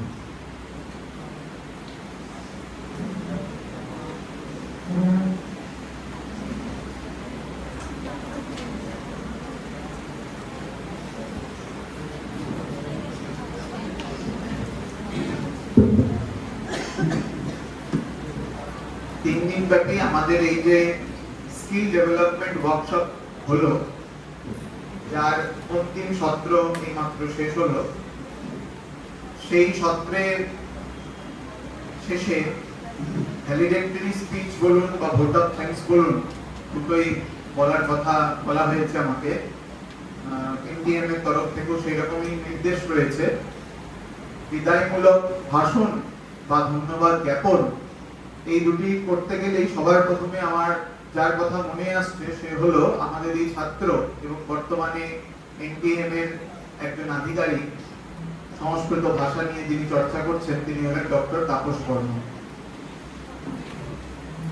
তাপস আমাদেরই বিভাগের ছাত্র ছিল, ছাত্র বলা ভুল, শুধু ছাত্র ছিল, গবেষক ছিল। সে প্রথম আমাকে ফোন করে জানায় যে এরকম একটা প্রোগ্রাম করতে চাই স্যার, 3 দিন ব্যাপী হবে। প্রথমে 6 দিনের একটা প্রস্তাব ছিল, কিন্তু 6 দিন করা সম্ভব নয়, তার কারণ আমাদের ইউনিভার্সিটি কালকেই ছুটি হয়ে গেছে, তোমরা জানো, 1 মাসের সামার ভ্যাকেশন হয়েছে। সেই কারণে 3 দিনের একটা প্রোগ্রাম শিডিউল ঠিক হয়। এই সম্পর্কে আমি এটাও বলতে চাই যে 25, 26 এবং 27 তারিখ আমাদের ক্যালেন্ডারে ছুটি ছিল। সেই কারণেই আমরা 28, 29 এবং 30 তারিখ রাখতে বাধ্য হই এই ওয়ার্কশপের জন্য, কারণ এনটিএম এর তরফ থেকে নির্দেশ ছিল যে এই মাসেই প্রোগ্রামটা করতে হবে, সেই জন্য এই ডেটটা ঠিক হয়। কিন্তু বর্তমানে পশ্চিমবঙ্গের সরকারের নির্দেশে এবং সেন্ট্রাল গভর্নমেন্টের নির্দেশে 28 তারিখ ঈদের ছুটি ঘোষিত হয়। সেই কারণে আমরা চেয়েও ডেটটাকে এদিক ওদিক করতে পারিনি, কারণ সবকিছু আগে থেকে স্থির হয়ে গিয়েছিল। আমাদের যারা বক্তা ছিলেন প্রথম দিনে তাদের ফ্লাইটের টিকিট, ট্রেনের টিকিট সব বুক হয়ে গেছিল, অ্যাকোমোডেশন তাদের হোটেলে ঠিক হয়ে গিয়েছিল। সেই কারণে আমরা ডেট চেঞ্জ করতে পারিনি। কিন্তু প্রবলেম হতে পারে এই ভেবে, যেহেতু লোকাল কোঅর্ডিনেটর আমি ছিলাম, আমি ইউনিভার্সিটির যারা আধিকারিক তাদের কাছে যাই এবং তাদের কাছ থেকে পারমিশন নিই যে 28 তারিখ ছুটি আছে, সরকার ঘোষিত ছুটি, তাও আবার ঈদের ছুটি, আমরা কি সেই দিনে অনুষ্ঠান শুরু করতে পারবো কিনা। কারণ বিশ্ববিদ্যালয়ে কেউই থাকার কথা নয় সেদিন, কিন্তু ইনঅগারাল সেশনে নিয়ম অনুসারে বিশ্ববিদ্যালয়ের আধিকারিক থাকবেন, এটাই কাঙ্ক্ষিত। তারা আমাকে অভয় দেন এবং গো অ্যাহেডের কথা বলেন, বিশেষত আমাদের সম্মাননীয় ভিসি ম্যাডাম। তিনি তার 27 তারিখ ইউনিভার্সিটি শেষ এখানে করেন এবং এই ভবনে এসে তিনি দেখে যান যে সবকিছু ঠিক আছে কিনা। অন্য পারপাসে এসেছিলেন, কিন্তু এই ভবনে তখন আমরা সবকিছু পরিচালনা করছিলাম, অ্যারেঞ্জমেন্ট করছিলাম, সেই কারণে সেটাও তিনি দেখে যান এবং বেস্ট উইশেস জানিয়ে যান। এরপরে আমরা যখন সবকিছু ঠিক করতে পারলাম এবং স্থির হলো যে আমরা এই অনুষ্ঠানটা করতে পারবো আমাদের বিশ্ববিদ্যালয়ে, তখন আমি ভিসি ম্যাডামকে জানাই থ্রু রেজিস্টার যা নিয়ম রয়েছে, এবং ম্যাডাম সঙ্গে সঙ্গে আমাদেরকে এগিয়ে যাওয়ার কথা বলেন এবং ম্যাডামের নির্দেশে এই ভবন স্থির হয়। যদিও অনেক প্রতিকূলতার সম্মুখীন আমরা হয়েছি, আমি জানি তোমাদের অনেক কষ্ট হয়েছে এবং অনেক কষ্ট উপেক্ষা করেও তোমরা যেখানে উপস্থিত রয়েছো, এর জন্য আমি তোমাদের কাছে কৃতজ্ঞ লোকাল কোঅর্ডিনেটর হিসেবে। কারণ থাকার কথা নয়, এক তো ছুটি, দুটো ছুটির দিন তোমাদের আমি নষ্ট করেছি, সে কারণে আমি দুঃখিত এবং ক্ষমা প্রার্থী তোমাদের কাছে। কিন্তু তোমরা যে এই বিপুল পরিমাণে তোমরা এখনো রয়েছো, তার জন্য আমি ধন্যবাদ জানাচ্ছি তোমাদেরকে। এনটিএম এর তরফ থেকে যারা আধিকারিকরা ছিলেন, তাপস বর্মনকে সামনে রেখে তাদের সকলকে ধন্যবাদ আমাদের এই বিশ্ববিদ্যালয়কে এরকম একটা সুযোগ করে দেওয়ার জন্য, স্কিল ডেভেলপমেন্ট ওয়ার্কশপ করার জন্য। তাদের সারা বছর ব্যাপী বিভিন্ন জায়গাতে ওয়ার্কশপ হয়, 7 দিনের, 6 দিনের, 3 দিনের, 2 দিনের। আমি লাস্ট ওয়ার্কশপ কলকাতাতে হয়েছে, আইএলএসআর এ হয়েছে, বিকাশ ভবন যেখানে রয়েছে, সিএসসি ভবন সরি যেখানে রয়েছে, সেখানে আমি গিয়েছিলাম। সেখানে সংখ্যা তাপসেরও বলেছেন অত্যন্ত নগণ্য ছিল। যে রুমে হয়েছিল সেখানে 10 থেকে 15, ম্যাক্সিমাম 20 জন এক দিনে উপস্থিত থাকতো। 6 দিনের প্রোগ্রাম, বিশ্বাস করা, এত বড় অনুষ্ঠান এবং এত টাকা ব্যয় করে গভর্নমেন্ট অফ ইন্ডিয়া, সেখানে এত কম সংখ্যক লোকের থাকাটা কাঙ্ক্ষিত নয়। যদিও অনলাইনে কিছু পরিসরে কিছু লোক ছিল, কিন্তু এই ধরনের বিষয় যেখানে অনুবাদের মতন একটা হাতে কলমে শেখানো একটা বিষয়, যাকে আমরা সেমিনার বলছি না ওয়ার্কশপ বলছি, সেখানে মাত্র 20 জনের থাকাটা কাঙ্ক্ষিত নয়। কি দিতে পারলাম এত টাকা খরচ করে, সেটাও একটা মানে হিউম্যান রিসোর্সের এটা নষ্ট করাই বলবো। সেখানে আমাদের বিশ্ববিদ্যালয়ে এতজন স্টুডেন্ট, গবেষক, অনুরাগী শিক্ষক, শিক্ষিকা, অধ্যাপিকা, তারা এখানে এসেছিলেন, 3 দিন ব্যাপী শুনেছেন, এর জন্য আমি প্রত্যেককে ধন্যবাদ জানাই। এরপরে ধন্যবাদ সবার আগে প্রাপ্য আমাদের ভিসি ম্যাডামের, প্রফেসর সঞ্চারী রয় মুখার্জি ম্যাডামের। তার নির্দেশে এই ভবন হয়েছে, তিনি অনেক টাকাও ব্যয় করেছেন এর জন্য। বিশ্ববিদ্যালয়ের কোষাগার থেকে অনেক টাকা তিনি খরচ করেছেন এবং এক কথাতে উনি সেইটার অ্যাপ্রুভাল দিয়েছেন। আমরা ভাবিনি এতটা অ্যাপ্রুভাল পাবো। আমরা অন্যান্য সেমিনার করেছি, আগের থেকেও বড় সেমিনারও হয়েছে, এত টাকা অ্যাপ্রুভাল পাইনি, যেখানে পুরোটাই এনটিএম এ দেওয়ার কথা, কিন্তু কিছু কিছু জায়গাতে টেকনিক্যাল প্রবলেমের জন্য সেটা এনটিএম এর কাছ থেকে পাইনি আমরা। সেটা কিন্তু এই বিশ্ববিদ্যালয়ের আধিকারিকরা আমাদেরকে অনুগ্রহ সহকারে সেটা দিয়েছে, এক কথায় দিয়েছে। হ্যাঁ, অবশ্যই এসি না চলাটা একটা বড় প্রতিকূলতা, কষ্ট হয়েছে। তার উপরে এরকম রোদ, যেখানে একটা কষ্ট তো অবশ্যই রয়েছে, এসি না চলাটা এবং কিছু কিছু ফ্যান ঠিকঠাক ভাবে না ঘোরা, এটাও একটা সমস্যার কারণ হয়েছে। তার জন্য অবশ্যই বিশ্ববিদ্যালয়ের তরফ থেকে লোকাল কোঅর্ডিনেটর হিসেবে আমি দুঃখিত। এরপরে ধন্যবাদ জানাই আমি আমার বিভাগের বিভাগীয় প্রধানকে। তিনিও যথা সাধ্য আমাদেরকে সাহায্য করেছেন। তার অ্যাডভাইস দিয়ে, নির্দেশ দিয়ে বিভিন্নভাবে আমাদের সাহায্য করেছেন এবং ইনঅগারাল সেশনেও তিনি বিভাগের তরফ থেকে বিভাগীয় যে ওয়েলকাম অ্যাড্রেস, স্বাগত ভাষণ সেটা দিয়েছেন। রেজিস্ট্রার স্যারের কথা অবশ্যই উল্লেখ্য, যখন ফোন করেছি ছুটির দিন হওয়া সত্ত্বেও তিনি প্রথম দিন ইনঅগারাল সেশনে এসেছেন, মিসি ম্যাডাম ছিলেন না। ডিন স্যার এসেছেন, আমাদের বাংলা বিভাগের অধ্যাপক, বরিষ্ঠ অধ্যাপক প্রফেসর প্রণব কুমার ভট্টাচার্য স্যার, তিনি যদিও আমাদের একজন স্পিকারও ছিলেন প্রথম দিনে, তিনিও এসেছেন ছুটির দিনে। এর জন্য রেজিস্ট্রার স্যারের প্রতি এবং ডিন স্যারের প্রতি আমি কৃতজ্ঞ এবং তাদেরকে ধন্যবাদ জানাই। এছাড়া প্রথম দিনে যে সমস্ত বক্তারা চিত ছিলেন, প্রথমেই যার কথা আমি বললাম, প্রণব স্যার আমাদের এই বিশ্ববিদ্যালয়ের বরিষ্ঠ অধ্যাপক এবং দুটো ফ্যাকাল্টির ডিন বর্তমানে, তার এত কর্মব্যস্ততা সত্ত্বেও তিনি আমাদের সময় দিয়েছেন এবং খুব সুন্দরভাবে উপস্থাপন করেছেন বিভিন্ন বিষয়। এবং প্রথম দিনেও আমি বলেছিলাম যে একটা প্রশ্ন ছুড়ে দিয়েছেন যে আদৌ অনুবাদ বা যে কোনো সর্জন মানে সৃজনাত্মক শিল্প কি মৌলিক বলা যেতে পারে কিনা, যেটা নিয়ে শেষ দিন পর্যন্ত চর্চা হয়েছে। এই রকম চর্চাই তো কাঙ্ক্ষিত ওয়ার্কশপে। এই ধরনের কোশ্চেনই উত্থাপিত হওয়া উচিত, যার উত্তর আমরা না পেলেও এই ওয়ার্কশপ থেকে কিন্তু খোঁজার চেষ্টা ভবিষ্যতে করতে পারি। এবং দেখো কত সুন্দরভাবে বিভিন্ন বিষয় উদাহরণ সমেত তুমি এখানে উপস্থাপন করার পরেও এই কোশ্চেনটা শেষ দিন পর্যন্ত তার উত্তর খোঁজার চেষ্টা হয়েছে, তার পক্ষে বিপক্ষে যুক্তি এসেছে। ও ম্যাডাম পর্যন্ত এর বিপক্ষে কথাও বলেছেন, কোন জায়গাতে ওনাকে সাপোর্ট করেছেন, কোন জায়গাতে ওনাকে এগেইনস্টে তথ্য দিয়ে, তথ্য নির্ভর এবং যুক্তি সহকারে তার খণ্ডনা করেছেন। আমার বিশেষত ব্যক্তিগতভাবে শুনতে শুনতে মনে হয় যে আমি পুরোটাতেই শ্রোতার ভূমিকা তে ছিলাম, বক্তা তো ছিলাম না। আমি অনেক কিছু অর্জন করেছি এখান থেকে তোমাদের মতনই। আমার ব্যক্তিগতভাবে এটা মনোভাব এটা হয়েছে যে যে সৃজনাত্মক যে শিল্পগুলি, যেগুলোকে মৌলিক বা অরিজিনাল টেক্সট বলছি, যতই সেটা বিভিন্ন জায়গা থেকে নেওয়া হোক না কেন তার বিষয়বস্তু, তাও তাকে সৃজনশীল একটা শিল্প বলতেই হবে।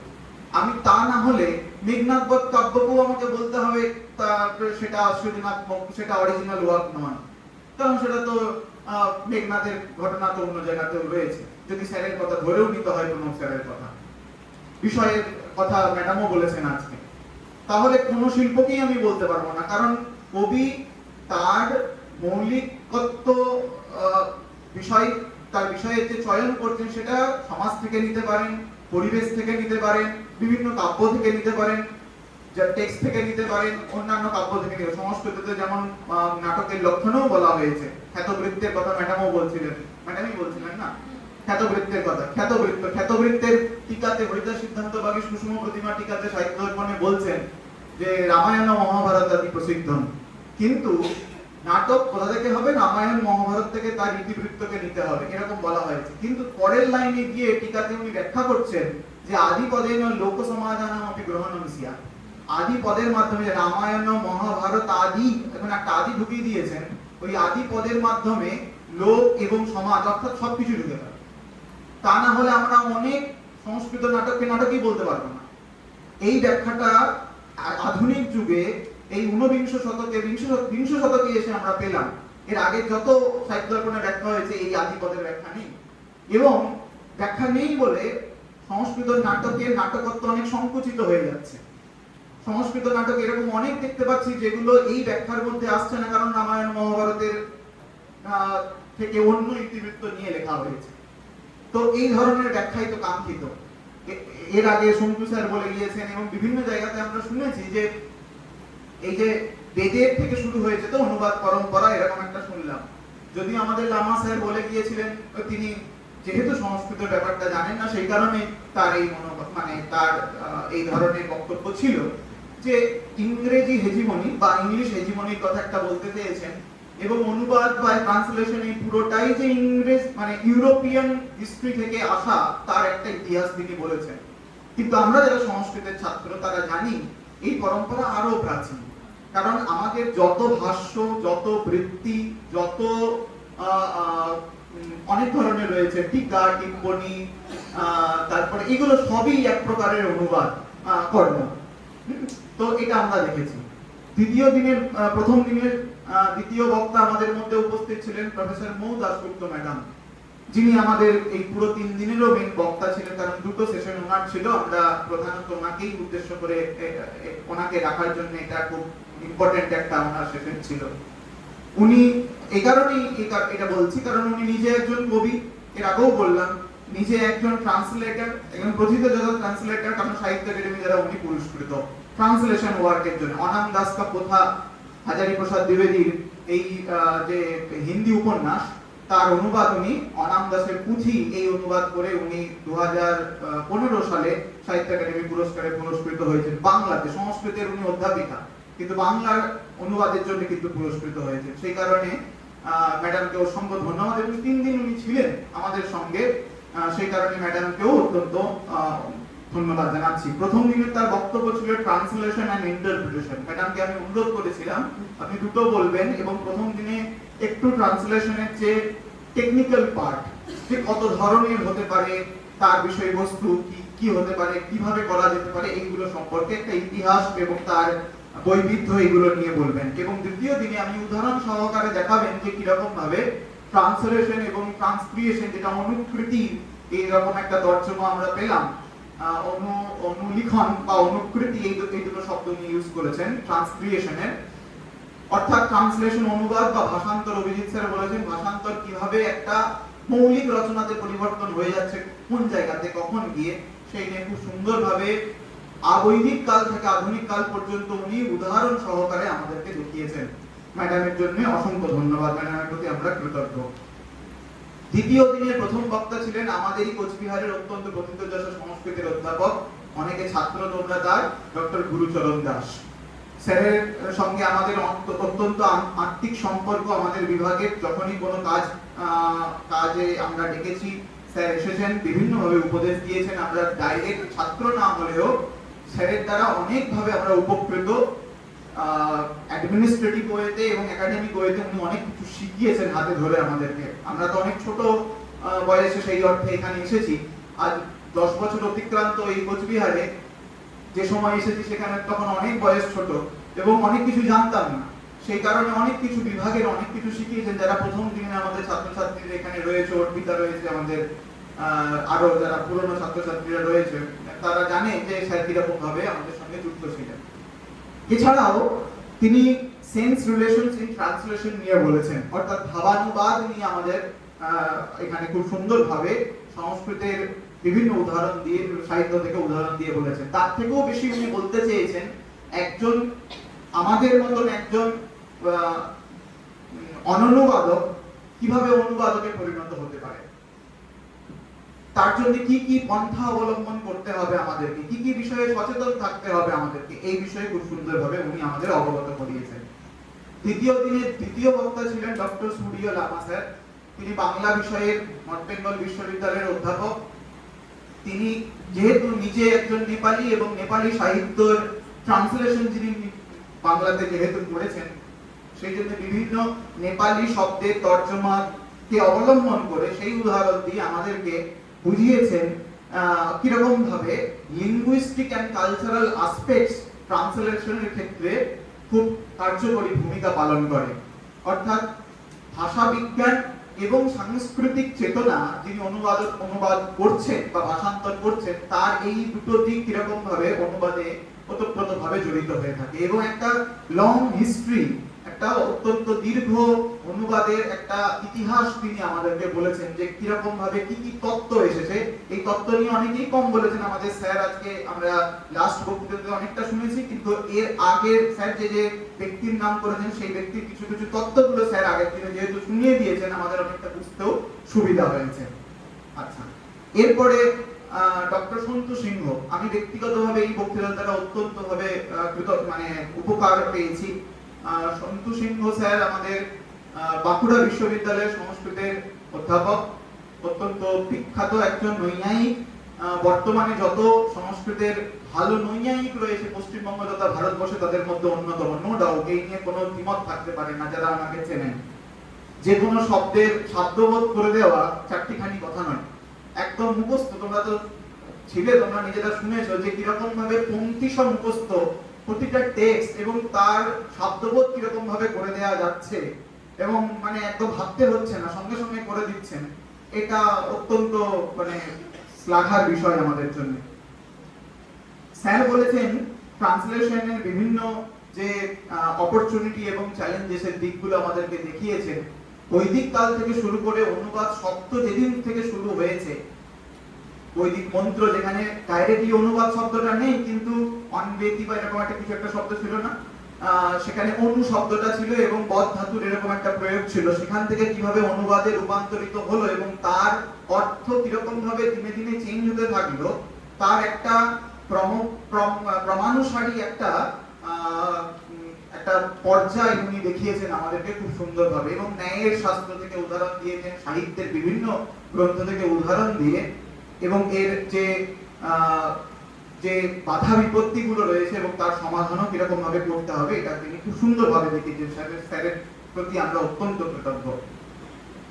তৃতীয় দিনের প্রথম বক্তা, আজকের যে অন্তিম দিন ছিল, তার প্রথম বক্তা ছিলেন মৌ ম্যাডাম। তার সম্পর্কে আমি বললাম, অতিরিক্ত আর বলছি না। ম্যাডামের প্রতি অত্যন্ত কৃতজ্ঞ আমরা।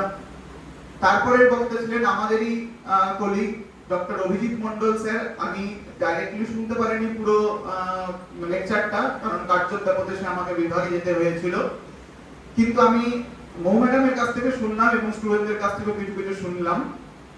রিঅ্যাকশন শুনে আমার মনে হয়েছে বক্তৃতা অত্যন্ত ভালো হয়েছে। তোমরা যারা ছাত্র তারাই প্রমাণ এর। স্যারকেও অসংখ্য ধন্যবাদ জানাচ্ছি, এবং আমি যে স্যারকে চয়ন করে ভুল করিনি এবং পক্ষপাত দুষ্ট নই, এই দোষ কেউ দিতে পারবে না। যে বিভাগের স্যারকে একজন বক্তা হিসাবে রাখলো স্যার, এই দোষ দিতে পারবে না আশা করি। স্যারের প্রতি অসংখ্য কৃতজ্ঞ, এবং স্যার এই যে দোষটা না দিতে পারার কৃতিত্ব স্যারের, সেই জন্য স্যারকে অসংখ্য ধন্যবাদ জানাই। অন্তিম যে বক্তা আমাদের ছিলেন আমাদের রাতুল স্যার, রাতুল ঘোষ স্যার। অত্যন্ত সুনিপুণ ভাবে বিভিন্ন বিষয়, আমি পুরোটা শুনতে পার না পেলেও প্রথম দিক এবং শেষের দিকটা অনেকটাই শুনেছি, এবং আমার অত্যন্ত ভালো লেগেছে যে কবিরের দোহা থেকে হোক বা রামপ্রসাদীর গান থেকে হোক বা শেষের যে গজল থেকে হোক, বিভিন্ন জায়গা থেকে উদাহরণ তুলে যেভাবে স্পিভাকের বক্তৃতা থেকে হোক, তার ভুল ত্রুটি, তার গুণবত্তা এবং তার ভুল ত্রুটি, একজন প্রকৃত বক্তার এটাই গুণ হওয়া উচিত। আমারও মনে হয় যে সবসময় তার যার সম্পর্কে বলবো তার সঙ্গে স্তুতিবাক্য করাটাই একজন বক্তার কাজ নয়, একজন গবেষকের কাজ নয়। তার ভুল জায়গাটাও ধরিয়ে দেওয়াটাও একটা কাজ, এটাই হওয়া উচিত। সমালোচনা এটাকেই বলে, আমাদের সংস্কৃতে সমালোচনা শব্দের অর্থই তাই, আমি বারবার ক্লাসেও তাই বলি। সম্যক আলোচনা হচ্ছে সমালোচনা। লোচি ধাতু, লোচন মানে দেখা, এই দেখাটা হচ্ছে মূল ধাতু। সম উপসর্গ আছে, আ উপসর্গ আছে, সম্যক ভাবে, এবং আ মানে পরিত, চারিদিক থেকে আমি দেখছি যাকে, অর্থাৎ বিশ্লেষণ করছি যাকে, সমীক্ষা করছি যাকে, ক্রিটিসিজম করছি যাকে। ক্রিটিসিজম মানে বাংলাতে সমালোচনার অর্থ এখন ভিন্ন হয়ে গিয়েছে, সংস্কৃতের সমালোচনা অর্থ আলাদা। আমরা বিভিন্ন বই পড়ি, বইয়ের শুরুতে ভূমিকা থাকে, তো ইন্ট্রোডাকশন থাকে। সংস্কৃতে অনেক বই আমি দেখেছি, সংস্কৃত লেখা বইতে তার ইন্ট্রোডাকশন উনি ভূমিকা শব্দ ইউজ করেননি, উপদ্ঘাত শব্দ ইউজ করেননি, সমালোচনা শব্দ ইউজ করেছেন। ওটাই তার ইন্ট্রোডাকশন, এটাই নতুনত্ব। এটা রাতুল স্যারের পুরো বক্তৃতার মধ্যে আমি দেখেছি, এবং তার তিনি যে একজন, আমি প্রথমেই বলেছিলাম উনি নিজে একজন অনুবাদক। আমি ব্যক্তিগত স্তর থেকে খবর নিয়ে একটু রিসার্চ করে জানতে পেরেছি, যেহেতু যিনি অ্যাঙ্কার হন তার এগুলো দায়িত্ব থাকে, এগুলো তার বক্তা সম্পর্কে আগে থেকে জানতে হয়। আমি জেনেছি যে উনি নিজে অনুবাদ করেছেন এবং তার প্রতিফলন উনি ওনার লেকচারের মধ্যেও রেখেছেন। ওনার নিজের অনুবাদগুলো দ্বারা উনি প্রমাণ করেছেন যে প্রথিতযশা যারা অনুবাদ করে গিয়েছেন সেখানে কি কি সমস্যা থাকতে পারে, এটাই স্যারের বক্তব্যের বিষয়ও ছিল। এই যে 3 দিন ব্যাপী এই যে অনুষ্ঠান চললো, এই অনুষ্ঠান সম্পূর্ণভাবে তোমাদের জন্য, ছাত্রছাত্রীদের জন্য, গবেষকদের জন্য।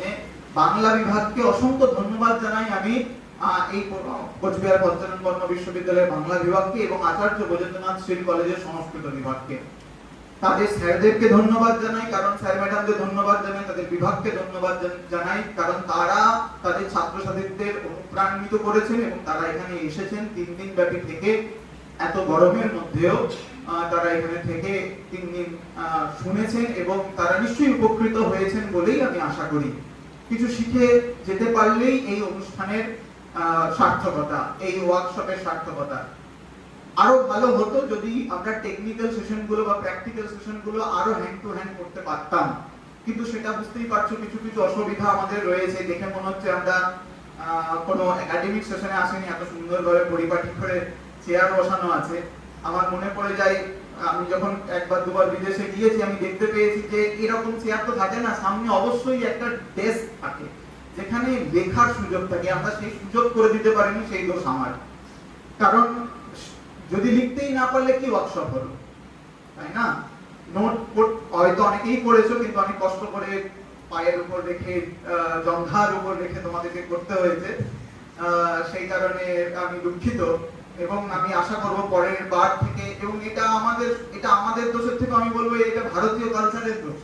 আমাদের ভারতীয় কালচারে যত ইউনিভার্সিটি পশ্চিমবঙ্গে বিশেষ করে তাতে চেয়ার টেবিলগুলো এইরকম, টেবিল থাকে না, শুধু চেয়ারই থাকে। অনেক জায়গাতেই আমি দেখেছি, কয়েকটা ভালো ইনস্টিটিউশন অবশ্যই ছাড়া।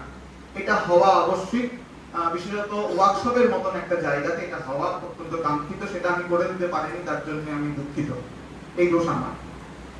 এছাড়া আমাদের এই 3 দিনের প্রোগ্রামে যারা খাবার পরিবেশন করেছেন, অত্যন্ত নিষ্ঠার সঙ্গে যারা খাবার পরিবেশন করেছেন, আমি আশা করি কারোর অভিযোগ থাকার কথা নয়। খাবারের কোয়ালিটি নিয়ে তো নয়ই, অ্যাটলিস্ট হয়তো সময় নিয়ে প্রথম দিনে একটু অভিযোগ থাকতে পারে, একটু বিলম্ব হয়েছিল প্রথম দিন, এটা হতেই পারে, তোমরা নিজ গুণে ক্ষমা করে দেবে। আশা করব তোমাদের প্রত্যেকের খাবার নিয়ে কোনো কমপ্লেন নেই। সেই কারণে খাবারের যারা প্রোভাইডার আমাদের ছিলেন, যিনি ব্যবস্থাপনায় ছিলেন রাজুদা, তাকে অসংখ্য ধন্যবাদ জানাই। এই হলটা শুধুমাত্র হলই আছে, হলে কিছু ছিল না। এই পুরো সাজসজ্জা যা দেখতে পাচ্ছ সবকিছু ডেকোরেটরস এর করা, তার জন্য তারও ধন্যবাদ প্রাপ্য। অজয়দা আমাদের এই কাজে সাহায্য করেছেন, এই পুরো সুন্দর ব্যানার করেছেন, চেয়ার টেবিলকে সাজিয়েছেন, সবকিছু ব্যবস্থা করেছেন, মাইক সিস্টেম, সাউন্ড সিস্টেম দিয়েছেন, তার কৃতিত্ব তার। এছাড়া এই 3 দিন ব্যাপী বিভিন্ন প্রতিকূলতা, আমি যেটা বললাম, লাইট কারেন্ট চলে যাওয়া, এসি অফ হয়ে যাওয়া, তার জন্য অনেক ক্ষেত্রে আমি অনেককে ফোন করেছি বিশ্ববিদ্যালয়ে, তারা সবসময় সহাস্যে এসে উপস্থিত হয়েছেন। এই কারণে তার প্রতিও আমি কৃতজ্ঞ, তাদেরকেও ধন্যবাদ জানাই। বিশেষত ওয়াচম্যান যারা এখানে ছিলেন, আমরা 3 দিন এই সমস্ত কিছু অ্যাজ ইট ইজ এইভাবেই রেখে গিয়েছি, একটাও মিসপ্লেস হয়নি, বিভিন্ন জায়গাতে যায়নি, তার জন্য তার কৃতিত্ব তাদের। এছাড়াও আমাদের বিভাগের 2 জনের কথা আমি না বলেই পাচ্ছি না, তাদের কথা বলতেই হবে। তারা হলো নিরলস ভাবে, এবং কোনো কিছু পাওয়া তাদের নেই, সত্যিই নেই। যদি পাওয়ার থাকতো তারা এখানে থাকতোই না। প্রথম কথা যার কথা না বললেই নয়, সে হলো ডক্টর সুজন দাস। সুজন ডক্টরেট পেয়ে গিয়েছে বিভাগ থেকে, কিন্তু প্রতিদিন বিভাগে আসে, কোনো কিছু পাওয়ার আশায় কিন্তু আসে না। ওর মতন ছেলেকে আমরা তো 5 বছর ধরে দেখছি, কিচ্ছু পাওয়ার ছেলেদের নেই বিভাগ থেকে আর, কিন্তু প্রতিদিন এসে নিরলস ভাবে, আমি 9:30টায় আসি, ও 9:30টায় এসে উপস্থিত হয়। আমি 6:30টায় বেরোলে, এই 3 দিনের কথা বলছি, সেও 6:30টায় বেরিয়ে গেছে। কার কি লাগবে না লাগবে আমাকে বলতেও হয়নি, সে এসে জোগাড় করে দিয়েছে। ম্যাডামের দই লাগবে আমি জানতাম না, ম্যাডাম দইটাও পর্যন্ত নিজে থেকে নিয়ে এসে উপস্থিত হয়েছে, পয়সা একটুও চাইনি, এখনো পর্যন্ত বলেইনি। আমি বলবেও না, আমি বোঝা সেটা আমি বলবো না, যতক্ষণ না নিজে থেকে দেবো বলবে না। তো সেই জন্য সুজনের অত্যন্ত আমি তাকে ধন্যবাদ জানাই, কৃতজ্ঞতা জানাই। সে অত্যন্ত বড় মনের মানুষ একজন। এছাড়া সুজনের জন্য একটা হাততালি। আর একজন যে অনলস ভাবে খেটে যাচ্ছে আমাদের বিভাগের বর্তমানে একজন গবেষক, সে হলো শিবেন রায়, আমাদের হরিদাস স্যারের কাছে পিএইচডি করছে, অত্যন্ত কৃতি ছাত্র। তার কথাও না বললে আমি পারছি না। জেএনইউ এর মতো বিশ্ববিদ্যালয়ে পিএইচডি পেয়েও ছেড়ে দিয়ে এসে আমাদের বিশ্ববিদ্যালয়ে পিএইচডি তে ভর্তি হয়েছে। এরকম ছাত্র আমরা কম পেয়েছি। সবাই ভালো বিশ্ববিদ্যালয়ে পড়ার আশায় থাকে, কিন্তু সে সেই বিশ্ববিদ্যালয়ে পেয়েও এবং সারা ভারতের মধ্যে 1 র্যাঙ্ক করেও তার ক্যাটাগরি থেকে সে ছেড়ে দিয়ে এখানে এসে পিএইচডি করেছে। পরে পেয়েছে, এমন নয় যে সঙ্গে সঙ্গে পেয়ে গিয়েছে, পরে যে পাবে তার কোনো গ্যারান্টি ছিল না। তো সেটাও করার যে সাহস সে দেখিয়েছে, এই জন্যও সে ধন্যবাদ আর্হ। আর এই 2 জনের বাদ দিয়েও আমাদের ভাস্বতী রয়েছে, ভাস্বতীও নিরলস ভাবে খেটে যাচ্ছে, আমাদের বিভাগেরই গবেষিকা, সেও রয়েছে, সে আমাদের ছাত্রীও গবেষিকাও বর্তমানে, সেও অত্যন্ত সময় দিয়েছে আমাদেরকে। এছাড়াও আর যদি আমি কারোর নাম ভুলে যাই বলতে আমাকে ক্ষমা করবেন। এছাড়াও আমাদের সংস্কৃতের তত্ত্ব অনুসারে বা শাস্ত্র অনুসারে হাওয়া বাতাস ঈশ্বরের ইচ্ছা ইত্যাদি তো লাগেই, সে তারাও ধন্যবাদ, আরো তাদেরকে ধন্যবাদ দেওয়ার ক্ষমতা আমার নেই, কিন্তু সবকিছুই তার পিছনে পরমাত্মার শক্তিও কাজ করে। সবকিছুই এই এই 3 দিনের ওয়ার্কশপের পিছনে অগ্রণী ভূমিকা নিয়েছে, তাদের সেই জন্য আমি কৃতজ্ঞ প্রত্যেকের কাছেই। আর আশা করব তোমাদের ভবিষ্যতে এই 3 দিনের যে ওয়ার্কশপ হলো সেটা তোমাদের বিন্দুমাত্র বেশি যদি কাজে আসে, আমরা বিভাগের তরফ থেকে এই আয়োজনকে সার্থক মনে করব। এই বলে আমি এখানে এই 3 দিনের ওয়ার্কশপের সমাপ্তি ঘোষণা করছি। আমাদের সমাপ্তির শেষে অল্প একটু চায়ের ব্যবস্থা রয়েছে, একটু স্ন্যাক্সের ব্যবস্থা রয়েছে, তোমরা সেটা গ্রহণ করে এই পরিসর ত্যাগ করবে এই আশা। Thank you.